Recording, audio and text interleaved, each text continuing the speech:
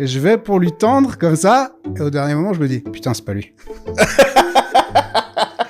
Ah, le mec, c'était son sosie, mais je te jure. Je suis allé voir Zemmour. Il y avait je sais pas combien de mecs de garde du corps qui sont venus un peu me bloquer. Ouais. Je pense que le mec, il doit se faire agresser assez régulièrement. Tu vois. Ouais.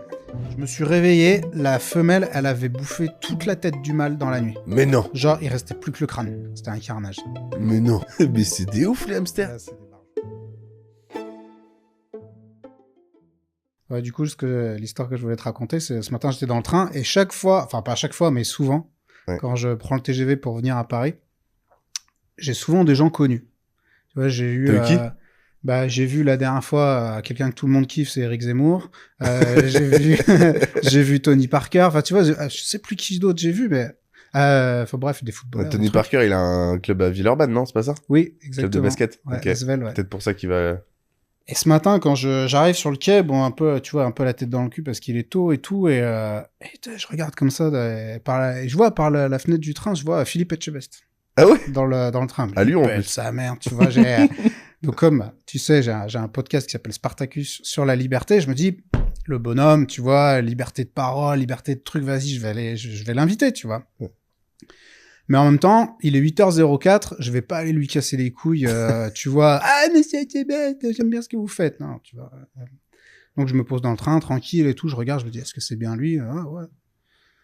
Et puis, le temps passe, et puis, il y a un gars à côté de lui qui lui parle, je me dis, ça doit être son assistante, et qui bloque un peu tous les gens qui viennent lui casser les couilles. Il y a des gens qui sont venus lui parler ou... Moi, j'ai pas vu. Okay. Mais en fait, si tu veux, j'étais assis comme ça, enfin, je faisais face à la route, quoi, enfin, face à la direction. Ouais. Et lui, il était derrière, donc je pouvais pas voir ce qui se passait sur son siège. Et je me dis, bon, je vais lui écrire un petit mot, tu vois, à l'ancienne. En plus, j'avais du papier et mon stylo, donc je lui ai écrit un petit mot en lui disant, voilà, moi, je serais ravi de vous avoir comme invité et tout. Puis je me le mets dans la poche.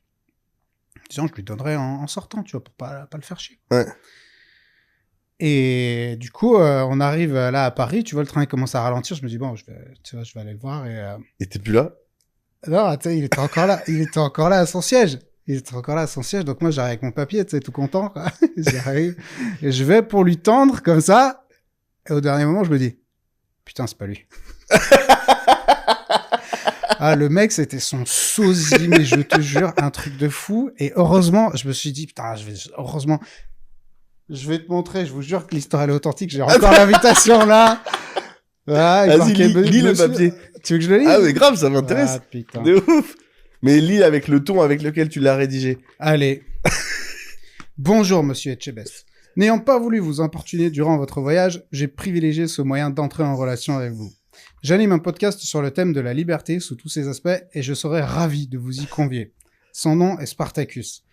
Vous pourrez y évoquer les sujets qui vous tiennent à cœur sans aucune langue de bois. J'espère que vous répondrez favorablement à cette demande et me tiens à votre disposition pour toute question. Bonne journée. J'ai mis mon numéro de téléphone et je me dis, mais le mec, il aurait trop halluciné en fait de recevoir cette invitation. Comment t'as su que c'était pas lui? T'as vu un trait de visage où tu t'es dit c'est pas lui? En fait, ouais, je me suis dit, putain, c'est pas lui, il avait les yeux bleus, et Etchebest, il a pas les yeux aussi, je sais pas quel, en fait, j'ai eu un doute, je me dis, putain, t'as regardé une photo, c'était pas lui? Je suis vite allé regarder. Je me suis dit, non, c'est pas lui, en fait. mais c'était incroyable, genre, le mec, c'était son frère jumeau, quoi. Moi, j'ai une histoire similaire, c'était quand on était au Burdigala à Bordeaux. Ouais. Je sais pas si tu te souviens, il y avait Barthez qui était là. Oui. Et moi, j'étais allé le voir pour lui proposer. Ok. Mais ça avait pas duré longtemps. Okay. Il était à la sortie, je lui ai dit, bonjour, excusez-moi, vous êtes Fabien Barthez? Il me dit, oui, c'est moi. Et je lui dis, mais du coup, j'anime un podcast, ça me ferait plaisir de vous avoir. Est-ce que je peux vous en dire un peu plus? Il m'a dit, non, ça m'intéresse pas. C'est barré. Ok, au moins ça a le mérite d'être clair. C'était straight to the point. C'est plus court, mais un peu moins amusant, du coup. Mais du coup, ce qui est marrant, c'est qu'à tout moment, il faut faire l'effort à un moment donné, quand il y a des gens qui ont plus de notoriété ou que t'as envie d'avoir, t'es obligé de faire l'effort d'aller les voir, peu importe ta situation. En fait, dans tous les cas, en fait, ce qui s'est présenté là, c'est une opportunité. Ouais. Et dans tous les cas, il faut faire l'effort. Ouais. Je veux dire, l'opportunité, elle est là. Et les opportunités, elles sont là tout le temps à graviter. Tu vois, ça peut être des opportunités de business, des opportunités amoureuses, des opportunités de tout ce que tu veux. Ouais. Et en fait, elles sont là tout le temps. Si t'es tu ouvert... vois peut-être trop d'opportunités, toi, du coup. Oui, certainement. Certainement. Tu vois, moi, je les cherche trop, tu vois. Du coup, je les vois là où elles n'existent pas. Est-ce que tu l'as fait une fois si tu vois des personnes connues? Justement, ça, aller voir quelqu'un, et t'as réussi à l'inviter ou pas encore? Je suis allé voir Zemmour. Ok. Je suis allé voir Zemmour et du coup c'était un peu plus tendax parce que il y avait je sais pas combien de mecs de garde du corps qui sont venus un peu Ah ouais? me bloquer. Ils étaient pas méchants, tu vois, mais juste voilà, ils étaient là pour. Je Ouais. pense que le mec il doit se faire agresser assez Ouais. régulièrement, tu vois. Ouais. Et mais en fait il était sympa, tu vois. Il était sympa. Il me dit bah faut voir avec mon assistante et tout. Mais en fait quand je l'ai abordé, c'était juste avant les élections. Ah ouais. Donc ça a été, si tu veux, son assistante, elle m'a écrit en me disant bon bah en fait voilà là c'est un peu chargé et tout. Et après il y a eu le bordel de la dissolution. Hmm. Donc tu vois boum législative et tout. Donc j'ai un peu lâché l'affaire, mais j'ai toujours le numéro de l'assistante. Je pense Tu que l'as je vais la pas relancer. recontacté? Si, ouais. Je vais la relancer. Ouais, mais j'ai été nonchalant, tu vois. Mais J'avais, il y a une technique qui marche bien. Ouais. Moi, que je faisais, c'est, enfin, qui marche bien, qui devrait bien marcher, mais j'arrive pas, j'ai pas réussi à conclure elle marche pour bien en l'instant. théorie quoi. Voilà, en théorie. Ouais. C'est, tu sais, t'as Lusha, c'est un logiciel de scrapping de numéros de téléphone sur, enfin, si, ça a marché parce que ça a marché une fois pour une personne. Et en fait, tu peux avoir les numéros de téléphone sur LinkedIn de beaucoup de personnes. Ok. Moi, j'avais eu Jamie Gourmand au téléphone. Ok. J'avais eu Anthony Bourbon. Ok. Enfin, j'avais eu plusieurs personnes comme ça où j'allais chercher leur numéro de téléphone. Mais T'avais mec- le numéro à un moment donné d'Elisabeth Borne quand elle était première ministre. Ils ont pas halluciné que tu les appelles. Si. En fait, souvent, ce qui marche, c'est que déjà, je les appelle pas sur leur numéro, je les appelle sur WhatsApp. Ok. Parce que les gens répondent beaucoup plus facilement sur WhatsApp qu'un numéro de téléphone. Tu sais, le numéro de téléphone, tu dis c'est de l'arnaque. WhatsApp, ça t'arrive jamais d'avoir des pubs ou des gens bizarres qui t'appellent, normalement. Ouais, c'est vrai. Du Pour coup- l'instant. Pour l'instant. Il y a toi. Du coup. et du coup, à chaque fois, ils m'avaient mis en relation, pareil, avec leurs assistantes. Ouais. J'ai failli avoir Anthony Bourbon et finalement, c'était pas fait. À chaque fois, c'était assez compliqué. Peut-être qu'un jour, je l'aurai. Et en plus, Anthony Bourbon, c'était génial parce que j'ai eu au tel et il m'a dit, mais comment vous avez eu mon numéro? Et moi, je sais pas, j'ai un peu paniqué. J'ai dit, c'est grâce à Gérald. Et Gérald, il le connaît. Et du coup, il a appelé Gérald. Il a dit, pourquoi tu fais mon numéro comme ça? C'est bon ça.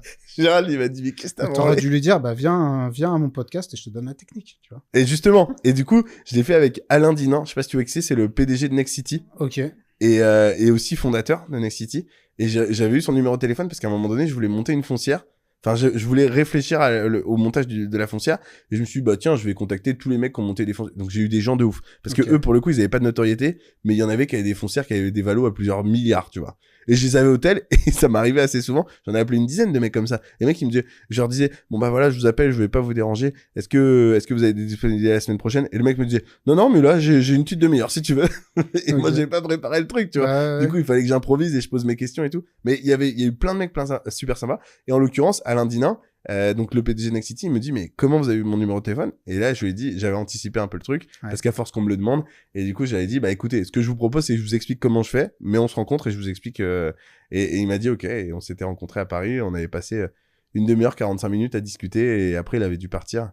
Et il m'avait dit, à la fin, je lui avais dit, mais est-ce qu'on pourra se revoir? Il me dit, ouais, je pense qu'on peut se revoir. Et je lui ai dit, mais du coup, quand? Et il m'a dit, bah écoutez, du pro bono comme ça, je veux bien le faire une fois tous les 3 mois, donc on pourra se revoir dans 3 mois. Je lui avais écrit C'est 2-3 cool. fois, mais il m'a jamais répondu. Ok. Mais il avait été très flatteur et tout, il m'avait dit, ah, vous êtes bien et tout, machin. Mais il m'a jamais répondu. Mais bon, c'est comme ça. Après, en même temps, La Next City promotion, était dans la... la promotion, ça va pas très bien en ce moment. Voilà, donc, Next City, il y a ils peut-être autre chose étaient, à foutre. genre, il m'avait dit que 5 jours après, il allait annoncer que... Mais par contre, j'avais bien aimé l'échange parce qu'il y a un truc qui m'a marqué. Il m'a dit, vous savez, Maurice, ce qui est difficile dans le business, il m'a dit, on se serait rencontrés il y a 2-3 ans, on aurait fait certainement des choses ensemble, parce que j'aime beaucoup ce que vous faites. Et il y a 2-3 ans, la valeur d'action de Next City, c'était 50 €. Et j'ai, je sais plus, je crois que c'était genre 1 million ou genre 2 millions d'actions Next City ou un truc comme ça. Donc en gros, il avait une valorisation de portefeuille à genre quasiment 100 millions. Ouais. Et il me dit, vous savez, c'est quoi aujourd'hui la valorisation d'une action Next City? Il me dit, c'est 9 €. Et il me dit, en l'espace de 2 ans. Et il me dit, je vous aurais suivi au départ, il y a 2 ans. Et puis finalement, je serais revenu vers vous et puis je vous aurais dit, bah maintenant, on peut plus y aller. Et c'est pas que je veux pas continuer à vous suivre. Et du coup, c'est parce qu'on avait parlé d'association, je lui avais dit, bah voilà, j'ai proposé de monter une foncière, etc. Donc il m'avait dit, c'est compliqué, vous aurez des effets de marché. Ouais. Et donc, même si des fois vous anticipez les choses, bah il y a des choses qui arriveront qui feront que ça va pas toujours respecter vos plans.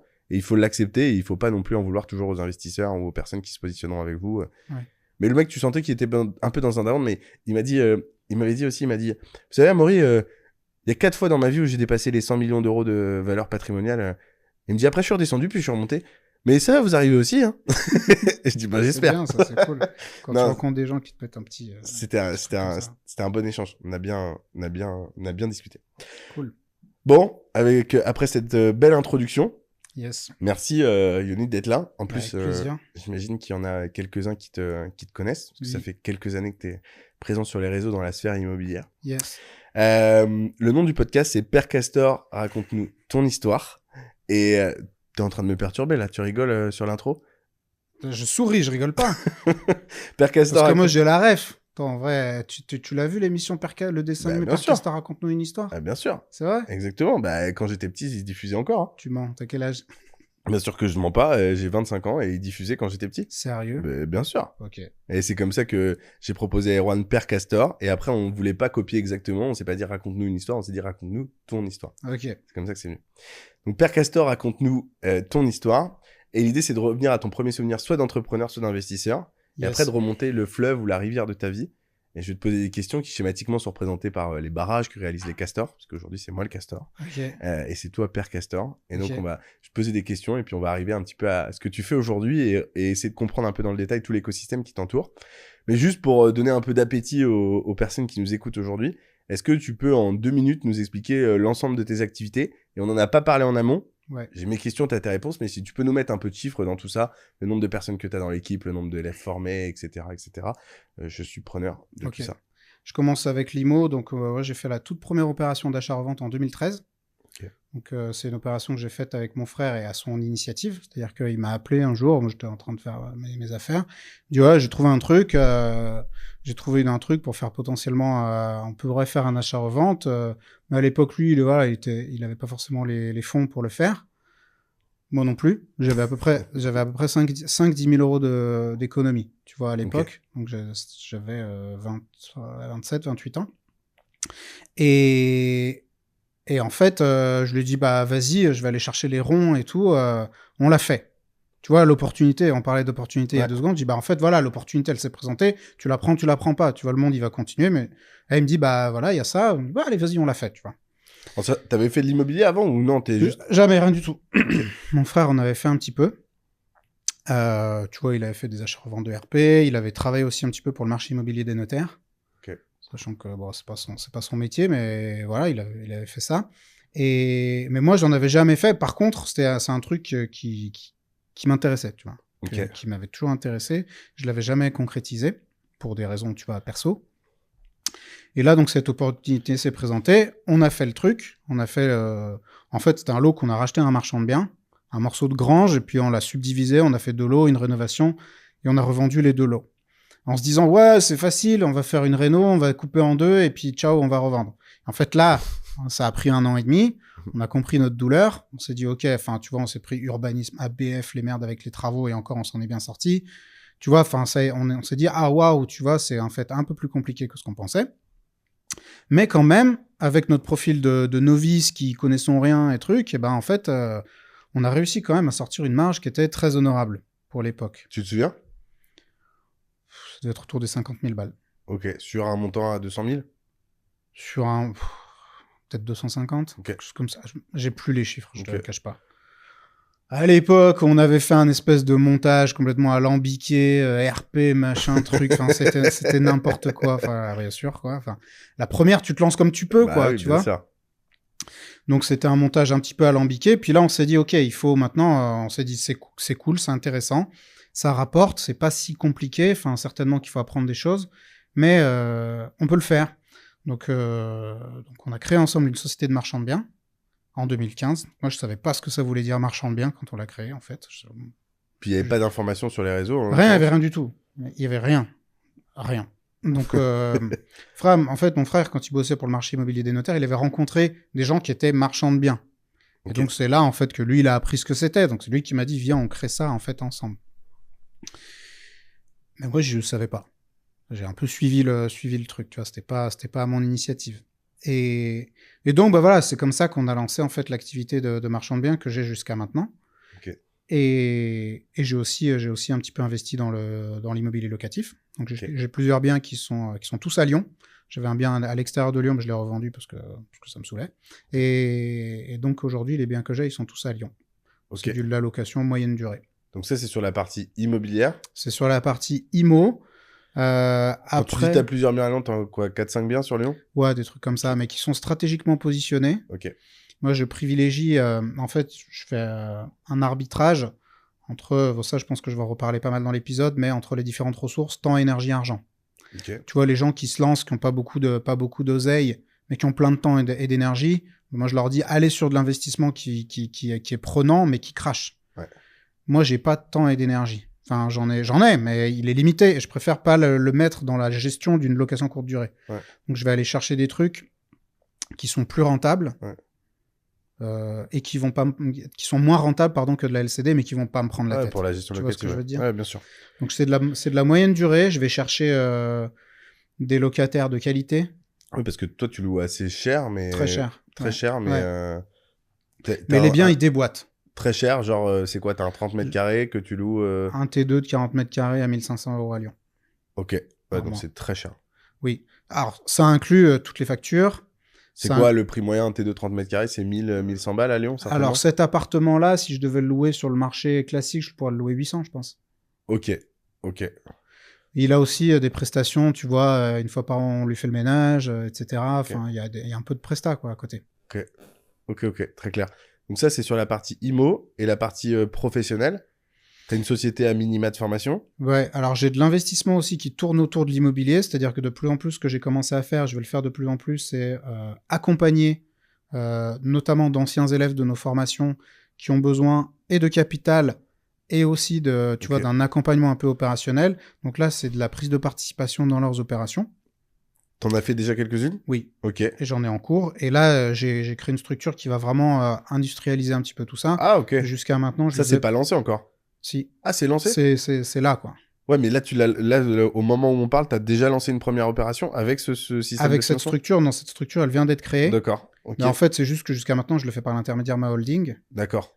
Et là, j'ai juste tu l'as fait sur quelques projets pour tester. Pour tester, exactement. Et du coup, maintenant, tu l'industrialises. Ça veut dire que tu vas avoir quelqu'un dans ton équipe qui va analyser tous les projets, qui va dire go, ou toi peut-être, ou... Pour l'instant, je veux prendre moi pour rôder un peu le process. Okay. Donc, je veux voir aussi, tu vois, par exemple, je sais que je veux mettre un questionnaire d'entrée. Et là, c'est intéressant de prendre les premiers dossiers qui entrent. Comme ça, je me dis, attends, quelles sont les choses que j'ai vraiment envie de savoir? Je mets en place tout le questionnaire, etc. Et il y aura que tes élèves qui pourront t'envoyer des projets? Ils seront prioritaires. D'accord. La raison pour laquelle je fais ça, c'est que je sais qu'ils vont pas m'envoyer des dossiers de merde normalement. Au moins, j'espère. Sinon, ça veut dire que j'ai vraiment mal fait mon travail et je peux m'en prendre qu'à moi-même. Mais au moins, normalement, un de mes élèves, s'il m'envoie un dossier de demande de financement et qu'il a écouté les conseils qu'on lui a donnés dans la formation, son dossier, il doit être complet. Donc, normalement, je vais pouvoir y trouver les renseignements. Je sais aussi que c'est quelqu'un qui saura lire un règlement d'urbanisme, qui saura lire un texte de servitude si besoin. Enfin, tu vois, c'est pas un mec qui sera réveillé le matin en voulant devenir marchand. Ça fait partie de ton service aussi en complémentarité de ce que tu as actuellement et de pouvoir accompagner sur le financement aux besoins. Tout à fait. Ok, très clair. Surtout qu'on sait, tu l'as dit toi-même, quand tu commences à être marchand de biens, au départ, tu fais comme tu peux. Soit tu le passes en résidence principale, soit tu le passes en locatif, mais tu sais que c'est border, ou soit tu t'associes avec quelqu'un qui a déjà fait des opérations. Ouais. Et quand tu veux être marchand de biens, en gros, on te demande que, ton opération fasse au moins 20% de marge, 2, que tu aies une expérience, à savoir, en général, les banques, c'est au moins 2 opérations.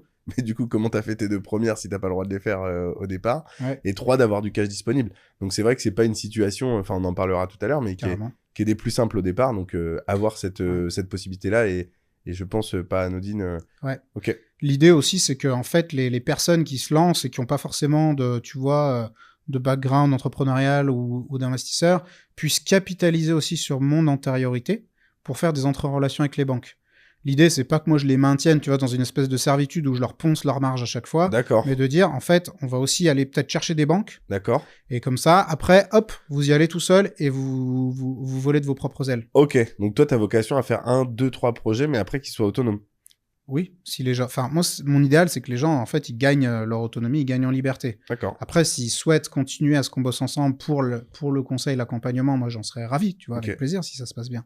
Mais l'idée, c'est pas de les maintenir dans une servitude, en tout cas. Ok. Bon, c'est tout à ton honneur. Ok, et donc, un programme de formation où tu vas faire... T'as une partie coaching, t'as une partie formation. Yes. En nombre d'élèves, ça fait combien d'années que t'as créé ça? Il y a combien de personnes qui ont été formées? Alors, je l'ai créé en 2018. Donc là, ça fait 6 ans. Tout à fait. Mais ça fait 6 ans là, quoi. Ok, c'était en septembre 2018. Je veux pas dire aujourd'hui, mais ouais, je l'ai lancé fin septembre 2018. Donc ça fait vraiment 6 ans. Et en fait, je l'ai lancé, j'ai créé une auto-entreprise, tu vois, en me disant, bon, bah, Nous, quand on l'a lancé, il y avait rien qui existait. Et on s'est retrouvé dans la merde, tu vois, dans plein de Yann situations. Darwin, il avait pas commencé encore? Non. Ok. Non. Non, mais je me souviens plus. Le Donc, seul ok. qui avait commencé, à ma connaissance, à l'époque, c'était peut-être Nicolas Genzi. Je Il connais bossait avec Cédric Anissette et D'accord. il avait lancé, à ma connaissance, il avait une formation de marchand. D'accord. Je l'ai su après. Pour ça Ok. que... Mais moi, quand je m'étais un peu renseigné, j'avais un peu rien trouvé. Bah, à tu ce vois. moment-là, c'était le locatif principalement dont on parlait sur les Oui, réseaux. bah oui, c'est ça. C'était le gros boom du locatif. Ouais. En fait, depuis 2015, Olivier Seban, il avait commencé à parler de locatif et tout. Tout le Ouais. monde a vu qu'il y avait de l'oseille à prendre. Après, tout le monde s'est engouffré dans la brèche. Ouais, exactement. À ma connaissance, Yann Darwin, c'est un ancien élève d'Olivier Seban. À ma connaissance. Ok. Bah, il y en a Une plein. fois, j'ai vu une conférence d'Olivier Seban où Olivier Seban il disait si vous avez entendu, il disait comme ça vous pourrez être rentable maintenant et pas dans 20 ans. Et là je me dis putain, c'est la phrase de Yann Darwin ça.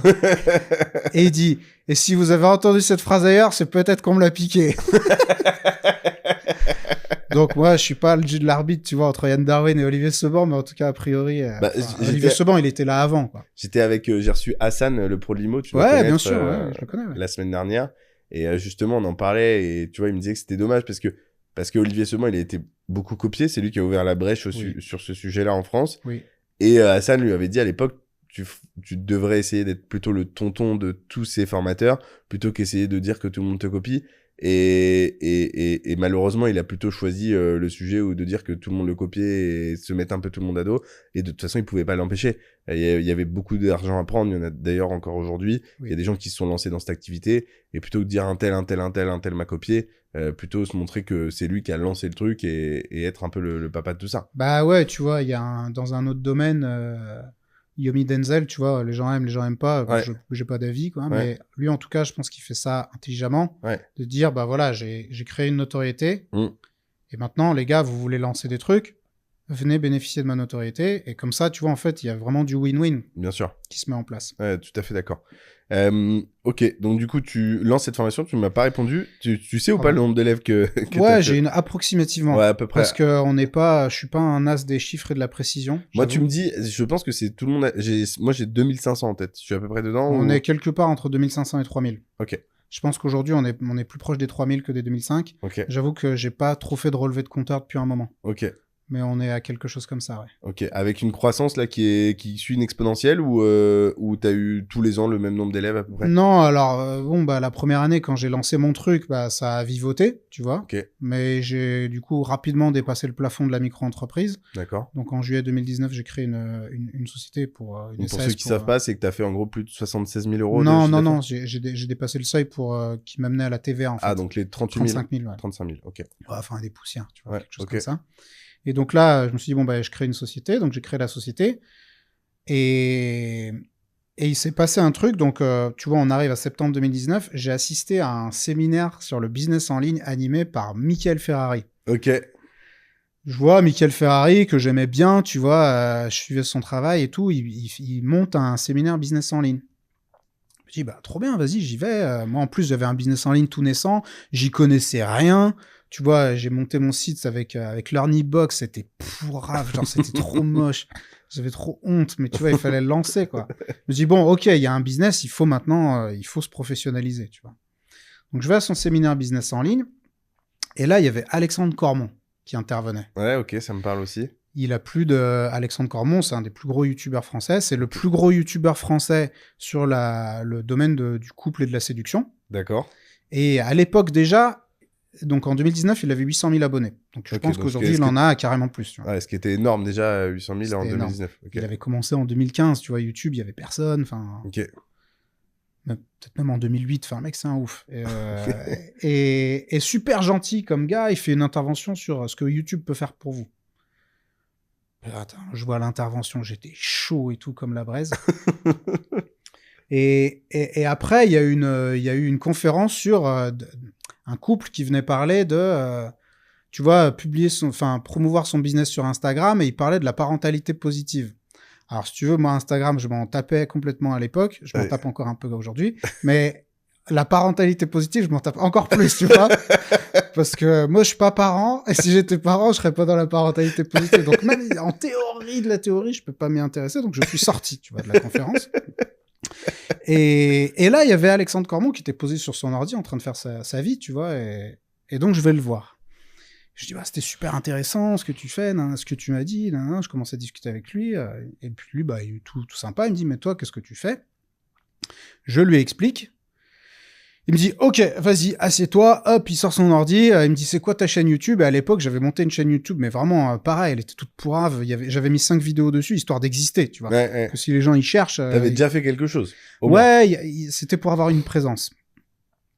Et il me dit, bon, t'as fait combien de chiffre d'affaires jusqu'à maintenant?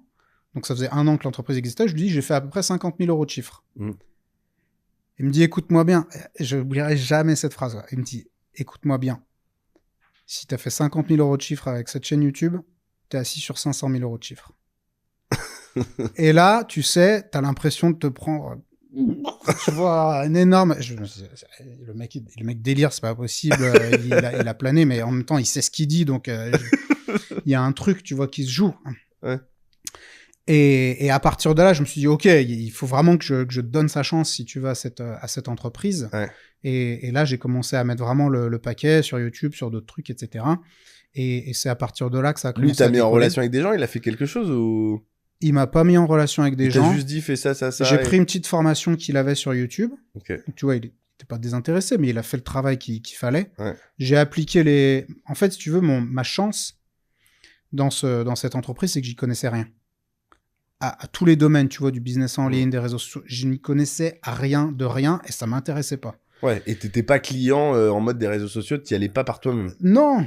Et donc, bah, tu vois, j'avais Facebook comme un vieux con, tu vois, mais sinon, je faisais rien, quoi. Je regarde des vidéos de chats, quoi, c'est tout. et en fait, comme je n'y connaissais rien, je me suis pas dit, ah, j'ai des super idées, je vais les appliquer. Je dis, non, j'y connais que dalle, donc je vais écouter ce que les gens me disent. Et les gens m'ont dit, bah voilà, la méthode, c'est A, B, C, D. J'avais acheté une formation aussi de Théophile Hélier sur le business en ligne. C'est à l'époque, ça aussi. Ah ouais, c'était en 2018. Ouais. Quand j'ai créé le business en ligne, je me suis dit, je ne sais pas faire, j'achète une formation et Théophile Hélier. Super, j'ai aimé la formation, ça m'a beaucoup apporté. C'est vrai? C'était Kali? C'était très bien. Non, je le connais pas perso, mais... Alors les vidéos, elles étaient vraiment pétées à l'époque. Il y en avait qui l'avaient filmé dans son hôtel, je sais pas où il était. Enfin, c'était un peu pourrave, mais en fait, le fond, il était nickel. Et après, il avait fait une mise à jour où là, il avait mis en forme propre. Okay. En tout cas, moi, j'ai eu les infos que je voulais et ça a marché. Ah non, mais je pense que Théophile est un mec j'ai un copain qui est pote avec lui et qui est super. Mais c'est juste que c'est marrant avec Théophile parce qu'il a une image un peu... Enfin, j'aurais pas cru que t'aurais pu être client, tu vois, d'une formation de Théophile. Parce que lui, il avait peut-être un peu show-off et puis la manière dont il s'exprimait, surtout en 2018, peut-être que ça t'avais pas forcément confiance. Surtout, toi, t'avais 35 ans à ce moment-là. Je pense que c'est difficile de faire confiance à un jeune comme ça. Et finalement, t'as réussi à faire le pas et t'as probablement... t'as bien fait. Ouais, bah oui. Alors après... Si tu veux, moi, son l'âge des personnes, je m'en fous. Si elle me renvoie un truc de compétence, même si elle a 18 ans, ça m'est égal. Mais il renvoyait quelque chose de compétent, il avait fait ses preuves, il est bon, quoi. Donc, puis il était sur la 2018, il commençait vraiment à avoir de la notoriété, à se faire connaître. Oui. Ce qui est marrant, c'est qu'il a fait, pour la petite anecdote, il a fait le même... là où j'étais en classe préparatoire, il a fait un BTS Théophile Hélier. Ah ouais? Il était dans le même lycée. Mais c'est dans le Nord, non? Il vient du Nord, lui. Mais moi, j'ai fait 1 an de classe préparatoire à Lille. Ok. À Gaston Berger. Très bien. Donc voilà. Ok. Donc ah, tu fais un petit coup de gnôle. On aurait pu continuer à parler. On peut continuer à parler, mais c'est une gourde qui fait du bruit quand tu l'ouvres. Ah, pour ça. Bon il faudra. On a fait une bonne intro là. Faut qu'on arrive sur ton premier souvenir. C'est bon? Tu veux que j'accélère? Je t'ai dit que j'arrêtais pas de jacter. Il faut me dire si tu veux que j'aille plus vite sur mes trucs. Et ben là, tu peux un peu accélérer, ouais, parce qu'on a pas mal de choses à voir. Du coup, je suis les conseils de Cormon. 2020, ça commence vraiment à augmenter. Mars 2020, je fais déjà mon plus gros mois. Et là, boum, Covid. Tu te souviens des chiffres ou pas du tout? C'était 20 000 à peu près. Par mois? 20 000 euros en mars Chiffre 2020 de CA. C'était mon plus gros mois. Tu faisais de la pub ou pas encore? Non. Ok. Je faisais pas... Ah si, je te dis une bêtise, je faisais du Google Ads, mais j'avais 900 balles par mois. Ok. Donc c'était vraiment un petit budget. Et là, boum, Covid, bam, tu vois, ça a commencé à décoller de ouf, parce que les gens se retrouvaient chez eux à se faire chier, à se dire, bon, bah en fait, tu vois, on n'a rien à faire, on fait des formations en ligne. Ouais. Beaucoup de gens, en plus, ont remis en question un petit peu leur cheminement pro. Donc, ils ont fait des formations. Automne 2020, j'ai eu le CPF. Ok. Donc, possibilité de... Dès 2020? Ouais, 2020, ouais. Ah ouais, t'étais parmi les premiers. Ok. Ouais. Je sais pas si j'étais parmi les premiers, mais en tout cas, en 2020, je l'ai eu. Ok. Parce qu'on avait tous les agréments qui allaient bien. Ok. Et comme on permettait aux gens de faire de la création d'entreprise, Ouais. bah, on était sous le code Bien sûr. 203, la création 203. d'entreprise. Ouais. Et donc là, tu vois, ça a décollé. C'était intéressant. Bah, Ok. ça a causé des problèmes aussi, mais on pourra en reparler si tu veux. Ok. Parce que justement, t'as eu par rapport au CPF ou par rapport à ton activité de manière En générale? fait, l'activité, et j'ai pris une grosse leçon, c'est qu'en fait, l'activité, elle a décollé, mais d'un coup. Ok. C'est-à-dire, genre d'un mois à un autre, tu te souviens ou des chiffres? Non, je me rappelle pas. Ok. Mais il y a eu Tu des... faisais x2 tous il y a les eu mois? des- il y a eu des... Ouais, il y a eu des fois 3, tu vois. Il y a eu des trucs... Ok.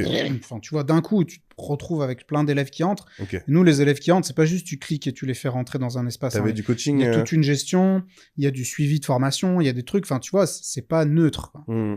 Et en fait, à l'époque, moi, j'étais pas structuré. Je bossais un peu tout seul. Et en fait, je me suis fait submerger. Ok. Et le truc, c'est que quand il y a du business qui arrive dans ton entreprise, tu vas pas dire non, non, les gars, restez dehors. Tu dis non, non, entrez. J'ai plus rien à manger, je vais vous préparer un sandwich. C'est pas grave, quoi. Mais tu dis, ben oui, entrez. Mais en fait, du coup, c'est moi qui ai joué le fusible et ça m'a, enfin, j'ai vraiment douillé à un niveau perso. Le temps de réussir justement à structurer, à trouver les bonnes personnes qui allaient m'aider à encaisser ce. Et après, aujourd'hui, t'es sur un plateau, t'arrives où tu subis encore ces vagues? Alors, il y a eu une grosse croissance en 2021 jusqu'en 2022. Ok. Ok. Et là, après, ça a commencé à se tasser. Après, bah, il y a eu les événements de 2022 où tu as commencé à avoir un peu guerre en Ukraine, le bordel comme ça, les taux, la remontée des taux, l'immobilier qui a commencé à être un peu moins populaire. Nous, la Caisse des dépôts et consignations a jugé qu'elle voulait plus financer trop les formations comme ça, donc elle a fait sortir 9000 organismes de formation. C'était à l'été 2022. Et donc, bah, tu vois, ça mis bout à bout, ça nous a mis un coup. Donc notre chiffre, il a baissé de manière assez significative. Et depuis, on est sur un plateau. Ok. Ouais. Ok, ça marche, très clair. Et ben écoute, ça nous fait une belle présentation en introduction. Yes. Est-ce qu'on peut revenir à ton premier souvenir, soit d'entrepreneur, soit d'investisseur, en sachant que vendre des cerises à l'âge de 6 ans, c'est un premier souvenir, vendre des baskets, ou que sais-je, au collège ou même avant. J'ai une histoire amusante justement à propos de vendre des let's go. trucs. On commence par ça alors. Parce que moi, j'aime bien les animaux. Tu vois, c'est un peu pas trop les enfants, mais j'aime bien les animaux. Et quand j'étais au collège, j'avais des hamsters. Ok. Tu vois ce que c'est, les hamsters russes? C'est des petits hamsters gris, ils sont vraiment choux, tu vois. Ils ont le dos gris, ils sont petits, déjà plus petits que les hamsters européens. Ok. Et ils ont le dos gris avec 3 rayures noires sur le dos. Ok, peut-être. Et ils sont vraiment mignons, tu vois. Okay. Tu les vois, tu vas, trop cute et tout, et t'as envie d'en avoir un. Et moi, j'avais un couple de hamsters.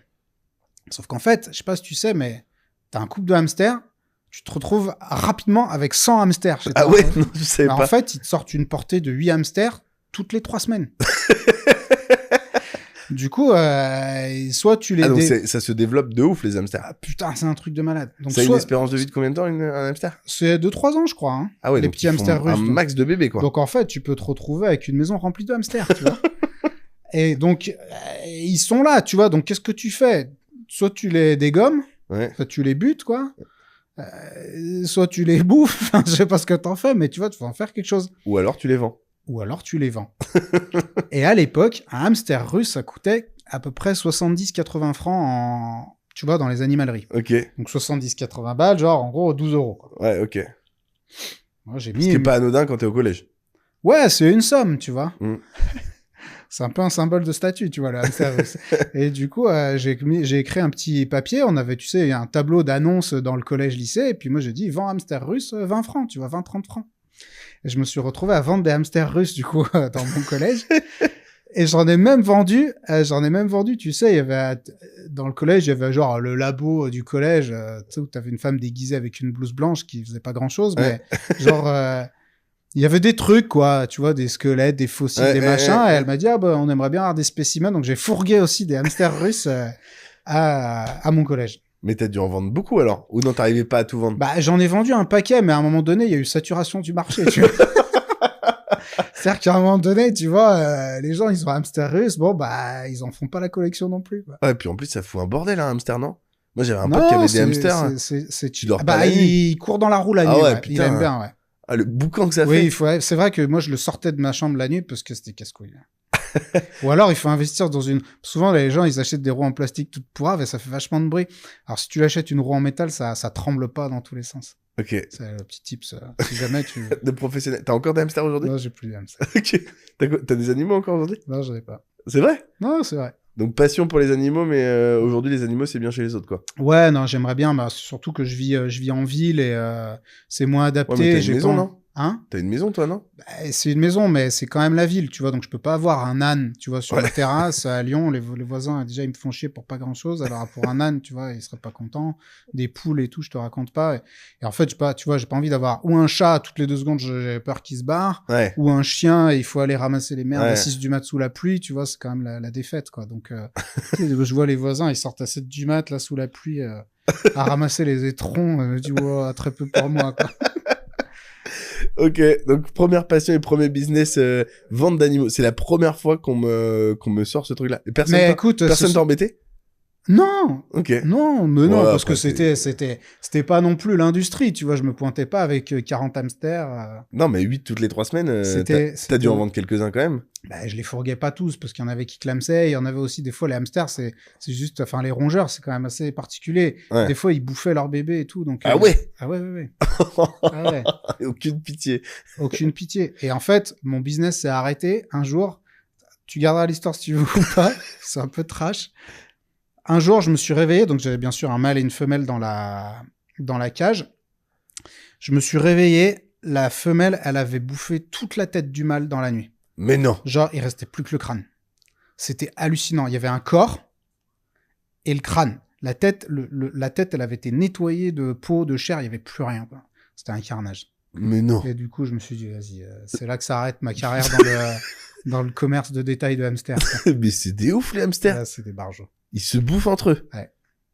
Ok. Parce qu'en plus, il n'y a pas de notion de tromperie où elle aurait pas pu lui en vouloir, quoi. Ils étaient qu'à 2 dans la cage. Ah ouais, il y avait pas d'histoire. Après, je sais pas, c'est peut-être tu vois, un truc de ménage qui a mal tourné. Tu sais, il avait pas fait la vaisselle, je sais pas, tu sais. C'est des ouf. Ouais. Ok. Bon, sacrée histoire pour commencer. T'avais quel âge? C'était au collège, donc j'avais 12-13 ans. 12-13 ans. Ok. Moi, 11-12, quelque chose comme ça. C'est quoi la suite? Toi, en plus, c'est sympa, c'est que t'as eu une vie, entre guillemets, je sais pas si classique c'est le bon terme, mais en tout cas, t'as eu une vie de commercial, si je puis reprendre ce terme, avant qu'on y vienne. Ouais. Après le collège, t'as d'autres histoires comme ça qui peuvent montrer que t'as su être opportuniste, mais dans le bon sens du terme, sur différentes activités. Ouais, bah, j'ai vendu d'autres trucs. En fait, à l'époque, quand j'étais au collège aussi, mon père, il travaillait un petit peu au Maroc, donc il faisait souvent des allers-retours en bagnole avec le Maroc. Donc j'ai vendu aussi des caméléons qu'il ramenait en toute illégalité. Ah ouais? Parce que bah, ça, pour le coup, c'est un peu considéré comme de la contrebande, mais t'as pas le droit de faire voyager des Ça animaux vaut cher exotiques comme ça. un caméléon, non? C'était pas si cher que ça, mais j'ai arrêté assez vite parce qu'en fait, les caméléons, malheureusement, bon, déjà, en fait, maintenant, je sais que c'était terrible comme commerce parce qu'en fait, ils sont retirés de la nature. Donc, Ok. si j'avais su, je le ferais pas. Ok. Si j'avais su à l'époque, je l'aurais pas fait. Oui, parce qu'aujourd'hui, ce qu'il faut dire, c'est que tu parles de commerce d'animaux et que t'adores les animaux, mais t'es végétarien. Tout à fait. Tout à fait. Ouais, non, j'ai la sensibilité, on pourra en reparler, mais effectivement, aujourd'hui, c'est complètement un business que je ferai pas. Ouais. Donc, il y avait ça. Aussi, il nous ramenait, mon père, parce qu'il était sympa, il nous ramenait aussi des cartouches de club qu'il achetait à la frontière, puis on les revendait aussi au lycée. Enfin, ça, c'était plus mon frère qui faisait ça, mais il avait pu le faire aussi. Est-ce que je l'ai fait? Je me rappelle pas. Peut-être que je confonds. En tout cas, mon frère l'a fait. Après, moi, quand j'ai été étudiant, bah, ça, c'est un deuxième souvenir. C'est mon vrai premier souvenir d'entrepreneur. Donc, étudiant, d'ailleurs, t'es allé où? D'ailleurs, ton collège et lycée, tu l'as fait à Lyon? Ouais, c'était à Lyon. Toi, t'es Collège, lyonnais, lycée, Jean Moulin. t'es né ok. Ouais. T'es né à Lyon? Je suis né et j'ai grandi à Lyon. Donc, t'as toujours vécu à Lyon? Jusqu'à mes 18 ans, j'ai vécu à Lyon. Ok. Et donc là, après, t'es allé en études? Ouais. Alors, c'était pas... Je suis pas très à l'aise de raconter toute l'histoire. Ok. Bon, bah, vas-y. Parce que... je sais pas, on va pas s'en sortir, quoi. C'est vrai? C'est trop long ou... Bah, c'est long, ça va être polémique, ça va être le bordel, hein. Ah bon? Bah, écoute, on est bien niveau timing parce que du coup, t'as accéléré. Donc, moi, si tu veux on peut en parler rapidement. On peut en parler rapidement. Moi, j'ai fait mes études à Jérusalem. Ok. J'ai étudié, enfin, moi, à 18 ans, je suis parti de France. Ok. Je suis parti de France parce que j'avais une crise identitaire et machin. Et comme moi, mon père est juif, ben, je me suis raccroché à ce que j'avais, tu vois. D'accord. Et puis, bah, c'était le judaïsme, c'était ce truc-là. Et je me suis cherché là-dedans. Hein, et je suis parti. Ok. À 18 ans, je connaissais personne, je connaissais pas la langue, je connaissais personne là-bas, pas de famille, rien, et je me suis cassé. Ok. Et puis bah j'ai fait ma vie là-bas pendant un moment, et c'est là-bas aussi que j'ai fait mes études. D'accord. Ok. Donc j'ai fait des études moi de philosophie, économie et sciences politiques. J'ai fait une triple licence. Ok. Et à l'issue de laquelle j'ai compris que je voulais bosser pour personne. Ok.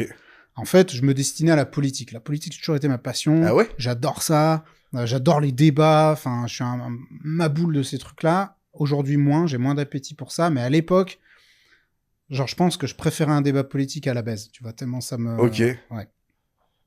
Peut-être que la baise n'était pas d'assez bonne qualité. Je sais pas. J'ai peut-être pas eu de... J'ai peut-être pas assez bon. J'ai pas eu assez de chance. En tout cas, je préférais la politique. Et j'ai fait un stage au Parlement quand j'étais étudiant, D'accord. en me disant, vas-y, je mets un pied dans le système et je vais aller, parce que moi, je me suis dit, je veux être Premier ministre, quoi. En fait, Ok. je veux être politicien, je veux changer les choses, etc.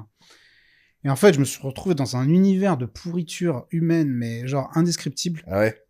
où en fait, les gens, c'était des putains d'opportunistes, carriéristes, etc. Ils ne croyaient en rien. Ouais. Qu'ils soient de gauche, de droite, etc.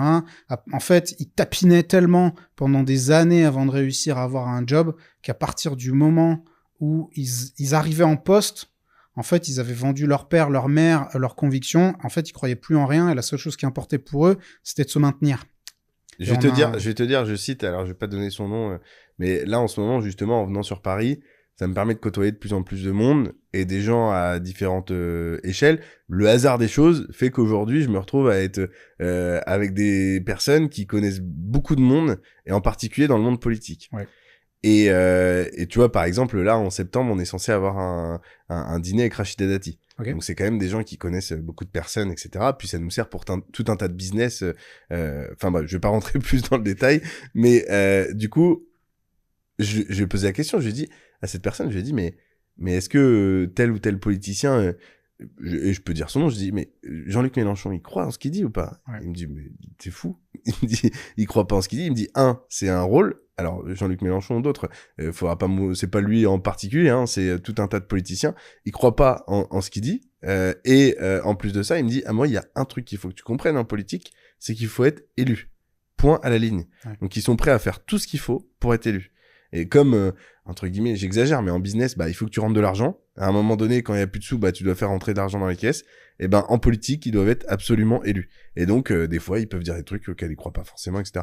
Alors, je prends pas à partie Jean-Luc Mélenchon, j'aurais pu dire Éric Zemmour, j'aurais pu dire mais c'est un super exemple. J'aurais pu dire Macron, j'aurais pu dire n'importe qui. Mais, en l'occurrence, moi, j'avais posé la question pour lui, parce que, j'ai le sentiment que, quand on a des moyens financiers, on peut avoir des convictions du centre, peut-être même de la gauche, de droite, d'extrême droite, etc. Mais c'est vrai que j'ai du mal à concevoir qu'on puisse avoir des convictions politiques je tiens à préciser que j'ai voté Mélenchon en 2018, hein. Ouais. Mais en ayant voté Mélenchon, justement parce que j'étais dans une situation où je me sentais proche de ces idées-là, aujourd'hui moins, et je me dis, quand t'as 60, 70 ans, que t'as un vécu, etc., que t'as eu une vie que t'as de l'argent, parce que tu vois, on en parlait, il me disait, Jean-Luc Mélenchon, c'est 6 retraites. 6 retraites. La région, il a de l'oseille, pardon, région, sénateur, machin, etc. Je savais pas, mais je crois, il m'a dit que c'était 18 000 balles par mois de retraite de politicien. Ouais. Tu vois, quand t'as ça et avoir une vision extrême gauche où bon, des fois, c'est à se poser la question. C'est pour ça que j'ai posé la question. Non, mais pourquoi pas? Tu vois, pas à la rigueur, pourquoi pas? Mais c'est surtout pourquoi, quand tu dois plus rien à personne, t'es sur la fin de ta vie, t'as de l'oseille, pourquoi tu continues de pipoter, en fait, et de raconter des trucs dans lesquels tu crois pas vraiment? Ouais. Parce qu'en vrai, bon, c'est pas une émission sur Mélenchon, mais tu vois, le mec, il a quand même été pendant 26 ans sénateur PS. Donc, il a vendu, c'est clair que pour être sénateur PS pendant 26 ans à son époque, il faut vraiment ne croire en rien. En gros, quoi. Et puis un beau jour, il s'est réveillé avec un idéal communiste et de partage. Enfin, pas communiste, mais en tout cas, très, très marqué véritablement socialiste, très de gauche. Génial. Très, tu vois, très souverainiste. Super. Moi, j'aimais bien aussi le discours souverainiste. Tu vois, la France, la nation, etc. Ouais. Et puis, bah, maintenant, il est à fond dans l'identitaire, à fond dans les minorités, parce que c'est sa clientèle. Ouais. Dire, mec, tu crois en rien, quoi, en fait. Ouais. Donc, en fait, disparaît. S'il te plaît, dégage. Et donc, du coup, toi, tu l'as vécu de l'intérieur en faisant un stage politique. Ouais, c'est ça. Donc, j'ai vu ça, j'ai fait mon stage, et en fait, je me suis dit, ok, fausse route, je veux pas de ça, quoi. Parce que j'estime avoir des valeurs fortes. À partir du moment où je crois dans quelque chose, j'ai vraiment besoin d'être aligné avec ça. J'ai besoin que mes actions soient en cohérence avec mes croyances et avec mes valeurs. Et là, je me suis dit, mais c'est pas possible. C'est vraiment un univers merdeux, quoi. Ouais. Jamais de ma vie, je me frotterais à ces gens pourris, quoi. Qui, pour la moitié, étaient d'ailleurs vraiment d'une stupidité, mais affligeante, quoi. Ah ouais. Et je me rappelle, ma maître de stage de l'époque, elle m'a dit, tu sais, si tu veux être élu, t'as pas besoin d'être intelligente, rien du tout. T'as pas besoin d'être bon, t'as pas besoin d'être intelligent, t'as pas besoin de croire en des choses. Elle me dit, t'as juste besoin de le vouloir très fort et d'être prêt à faire tout ce qu'il faut pour y arriver. Et en fait, les gens qui parviennent à des postes un peu importants, mais ils ont écrasé des gens, trahi du monde, etc. C'est comme ça que ça marche. Ils ont avalé des couleuvres dans tous les sens. Tu peux pas y arriver autrement. C'est pour ça que quand t'arrives au bout du parcours, ça y est, t'es élu, on te donne l'écharpe ou le truc, je sais pas quoi, mais t'es dépouillé de toutes tes croyances, en fait.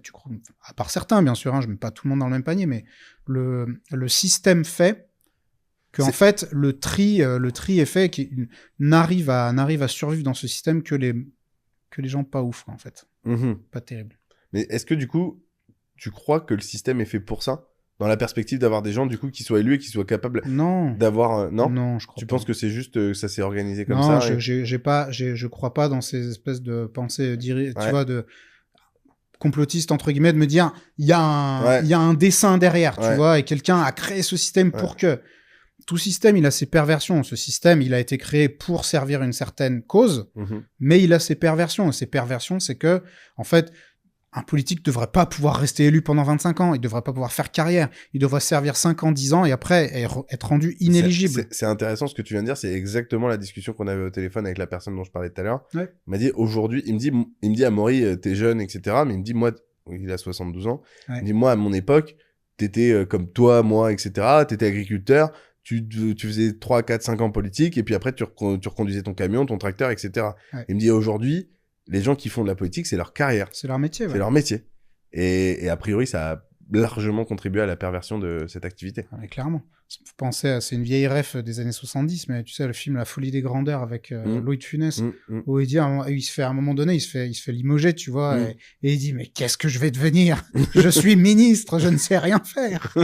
Et, c'est un peu comme ça, quoi. Les mecs aujourd'hui, genre, Mélenchon, tu le mets dans la rue, tu dis, vas-y, débrouille-toi. Enfin, le pauvre, c'est pas le seul, tu vois. Je pense que t'en prends plein d'autres. Ils ne savent rien faire. Ouais, non, mais c'est la politicienne, ils font de leur activité un métier et finalement, aujourd'hui, ils ne font que ça. C'est ça. Ok. Donc, on a dérivé avec la politique, mais du coup, je comprends que je peux pas bosser en politique. Ouais.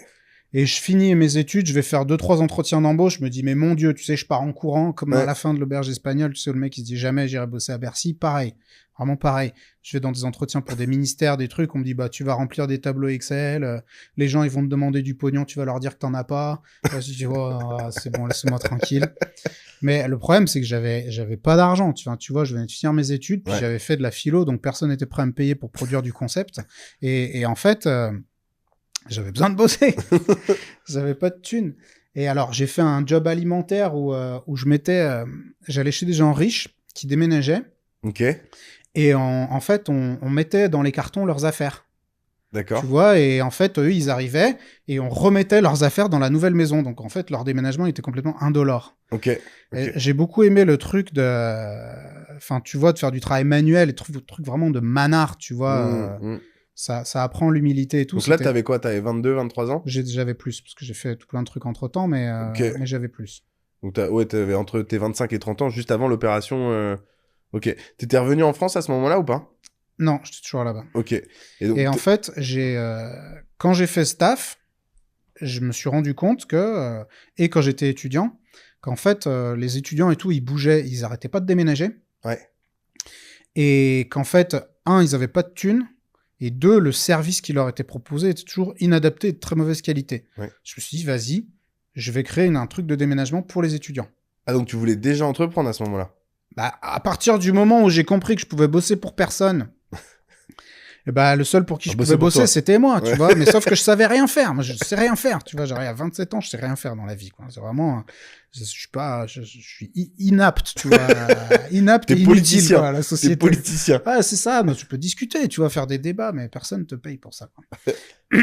Donc, je me dis, je vais créer une société de déménagement pour les étudiants. Ok. Donc, j'ai emprunté 3000 balles à mon frère. Ok. J'ai acheté un berlingot. Et j'ai commencé à porter des cartons sur mon dos et à dire, bon, bah voilà, j'ai fait des petits magnettes, tu vois, du truc. Et puis j'ai commencé à distribuer Ça à marchait droite. Et ben, ça a marché. Et puis au bout d'un an ou deux, j'avais des employés, des trucs, et ça a vachement bien marché. Ok. La société, elle existe encore. Sérieux? Et ben, je l'ai revendue, en fait, à un de mes employés. Ah ouais? Oui. Et elle existe encore. Et il y a pas longtemps, j'ai fêté mes 40 ans. Et le gars qui a repris ma boîte, il était là et tout. Donc C'est un là, truc qui continue, quoi. vous étiez quoi, 5-6 personnes? Ouais, enfin, tu vois, c'est saisonnier, beaucoup comme activité. Les déménagements, ça se fait ouais. plus l'été, tout Ouais. ça. Mais on pouvait être une dizaine, ouais, dans l'équipe à l'été. Ok, et pourquoi t'as revendu? J'en avais marre. Ah ok. C'était J'en- physique et... Ouais, puis en fait, moi, je m'ennuie assez vite dans les expériences. Là, j'avais fait le tour. C'est pas un truc que j'avais envie de développer. Ça a été une bêtise parce que l'entreprise, elle a explosé 1 an ou 2 après. Ah bon? Ouais. Mais genre aujourd'hui, c'est un gros truc? Ah ouais, il a des camions, des trucs. Enfin, il gagne bien sa vie, quoi. Mais il l'a mérité. Enfin, il a investi aussi. Il a bossé? Il a bossé. Ok. C'est mérité. Pas de regrets, mais des leçons, par contre. Ok. Donc ça, t'as fait ça quand t'avais de 27 à Ouais, 30 de ans. 27 à un peu moins. Entre-temps, bah, c'est à cette époque-là Tu fais que ta mon- première que opération de mon frère marchand. m'a proposé le truc. Ok. Tu vois que tu peux gagner de l'argent en faisant cette opération, mais du coup, entre 2010, j'imagine, et 2015, t'as fait quoi, 2-3 opérations, ou peut-être un peu plus, mais tu vivais pas de ça. T'as continué à faire... Non, cette opération, elle a commencé en 2013. À 2013, 2015, ouais, mais tu lances ta formation. Ok, donc tu vis déjà de marchand de biens en 2013 ou... Non. Ok. Non, on n'a pas pu en vivre, c'était le premier truc. Donc quand tu revends ta société, tu fais quoi? C'est un peu long aussi. Tu veux pas en parler? Si, je peux. Ah bah vas-y, on a le temps, hein. De toute façon, on Bien y sûr. arrive. Ouais, on est bon. Ok. Moi, en fait, si tu veux, dans l'expérience déménagement, Ouais. j'ai appris un truc, c'est que j'aimais le travail physique. Ok. En fait, moi, j'ai un cerveau qui marche tout le temps à 100, à 200 à l'heure, Ouais. et c'est épuisant. Et en fait, dans le travail physique, il y avait un truc d'apaisant, parce que quand mon corps est en mouvement, en fait, mon cerveau, il se met un petit peu en veille, et c'était vachement valorisant. Et puis, produire quelque chose de ses mains et tout, je trouvais ça cool. Sauf qu'encore une fois, je savais rien faire. Donc, je me suis dit, je vais apprendre un métier. Et quand j'étais ado, je voulais être boulanger. Genre, c'était le truc que je voulais être boulanger.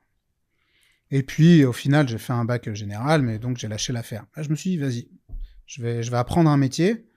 Parce que le problème quand t'es déménageur, c'est que n'importe quel pimpin achète une camionnette, il travaille au black, machin, et il te défonce, en fait. Et souvent, moi, j'étais victime de la concurrence un peu déloyale, parce que je faisais que des trucs déclarés, les ouvriers étaient bien payés et tout. Et je pouvais pas être en concurrence avec ça. Donc, je me suis dit, je vais apprendre un vrai métier. Comme ça, il y aura une barrière à l'entrée. Et donc, il y a 30 ans, je suis venu... je me suis dit, je vais apprendre la boulangerie. Et où est-ce qu'on apprend le mieux la boulangerie? Bah, c'est en France. En France. C'est quand même le meilleur pays du monde.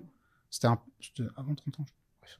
Et donc, je me retrouve à Aurillac, dans le Cantal. Okay. Alors, le Cantal, pour ceux qui ne savent pas, c'est là où il y a le point bleu des minima de température.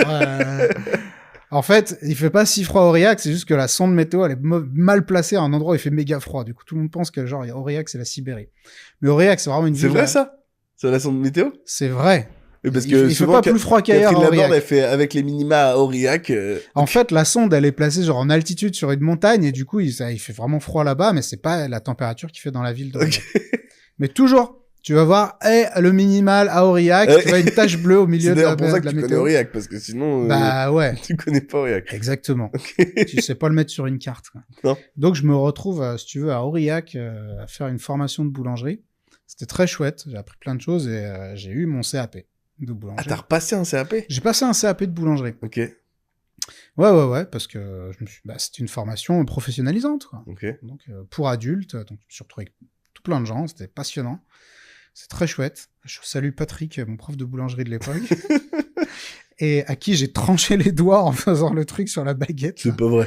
Ma parole. Et je sais pas comment j'ai fait mon affaire. Non, mais je lui ai pas coupé, Ah je lui oui, ai pas coupé la main, ok, tu vois. ok. Non, mais je lui ai ouvert les doigts, mon pauvre. Il Ah a eu ouais. des points de suture. Hein. Il a pissé le sang. Je sais pas comment j'ai fait mon affaire, le pauvre Patrick. Si vous nous voyez, désolé encore. Il se souviendra de moi toute sa vie parce qu'il a des belles cicatrices. Et après, donc je me dis, bah, il faut que je me perfectionne et tout. Je vais aller travailler dans des boulangeries. Ouais. Je vais travailler chez un meilleur ouvrier de France à Megève, à la montagne. Ok. Là, je m'embrouille avec le chef du truc. Je me casse au bout de 3 semaines. Et je me retrouve dans un patelin de 1000 personnes en Alsace, à la période de Noël. Sympa. À Munzenheim, c'était un patelin qui avait 1000 habitants. Et le boulanger me loue le studio qui est au-dessus de l'atelier. Tu vois. Ah putain, le trou, quoi. Enfin, laisse tomber. Mais boulangerie énorme, parce qu'en fait, il sert tous les patelins de la région. Tu sais ce que j'aime avec ton histoire, et en plus je le savais, tu vois, tu disais c'est long, etc. Est-ce qu'on en parle, machin. Ouais. Mais ce que j'aime, c'est que t'as eu, tu sais, il y a eu une conférence sur, enfin, il y a eu Mbappé qui est passé il y a pas longtemps, je crois, sur Envoyé spécial ou un truc comme ça. Ok. Et ils ont aussi interviewé sa mère. Ok. Et sa mère a dit, vous savez, le plus dur pour Kylian et son frère, c'est que en fait, ils ont connu le succès et la richesse tellement jeunes que du coup, ils ont du mal à... Et c'est un peu la problématique qu'on a aujourd'hui, tu vois, des gens que tu connais dans le mastermind, je pense notamment, ils sont venus sur le podcast à Fabien et Lucas, etc. Ouais. Des fois, ils peuvent ne pas avoir de... Et ça sera peut-être compliqué pour eux plus tard s'ils continuent. Enfin, c'est pas ça sera jamais vraiment compliqué pour eux, mais ils ont moins de notion d'argent. Toi, ce qui est bien, c'est que je trouve que dans ton histoire, dans ton passé, t'es passé un peu partout et t'as pas connu enfin, tu l'as connu, entre guillemets, assez tard, le moment où t'as eu ce succès assez, enfin, financier sur tes activités. Ouais. Et t'es passé par des moments où, comme tu dis, j'imagine que quand t'étais en CAP boulanger à la ville dont tu parlais tout à l'heure, tu gagnais 1000 ou 1500 balles par mois tout au plus. Ah bah, j'avais un salaire d'ouvrier, en fait. Ouais. J'avais vraiment un salaire d'ouvrier. Mais du coup, t'as connu ça jusqu'à assez tard pour que ça puisse... Enfin, ça te permet de garder les pieds sur terre pour la suite. Oui. Bah, le fait d'avoir gagné peu pendant un moment m'a permis aussi de réduire mes besoins. Ouais. Et de savoir me contenter de peu. Ouais. En fait, quand tu sais te contenter de peu, c'est là où tu peux vraiment être libre. Ouais. Parce qu'en fait, si tu as des besoins qui sont énormes, un train de vie qui te coûte très cher, t'es l'esclave de l'argent. Ouais. Tu devras toujours servir, en fait, ce maître qu'est l'argent, parce que sans lui, t'es foutu, tu souffres, en fait. Et si tu sais, en fait, réduire tes besoins au minimum, te contenter de relativement peu, il y a personne qui peut te tenir, en fait. Parce que t'es vraiment libre. Ouais, je comprends. C'est le postulat de Spartacus. Entre podcast. Entre autres.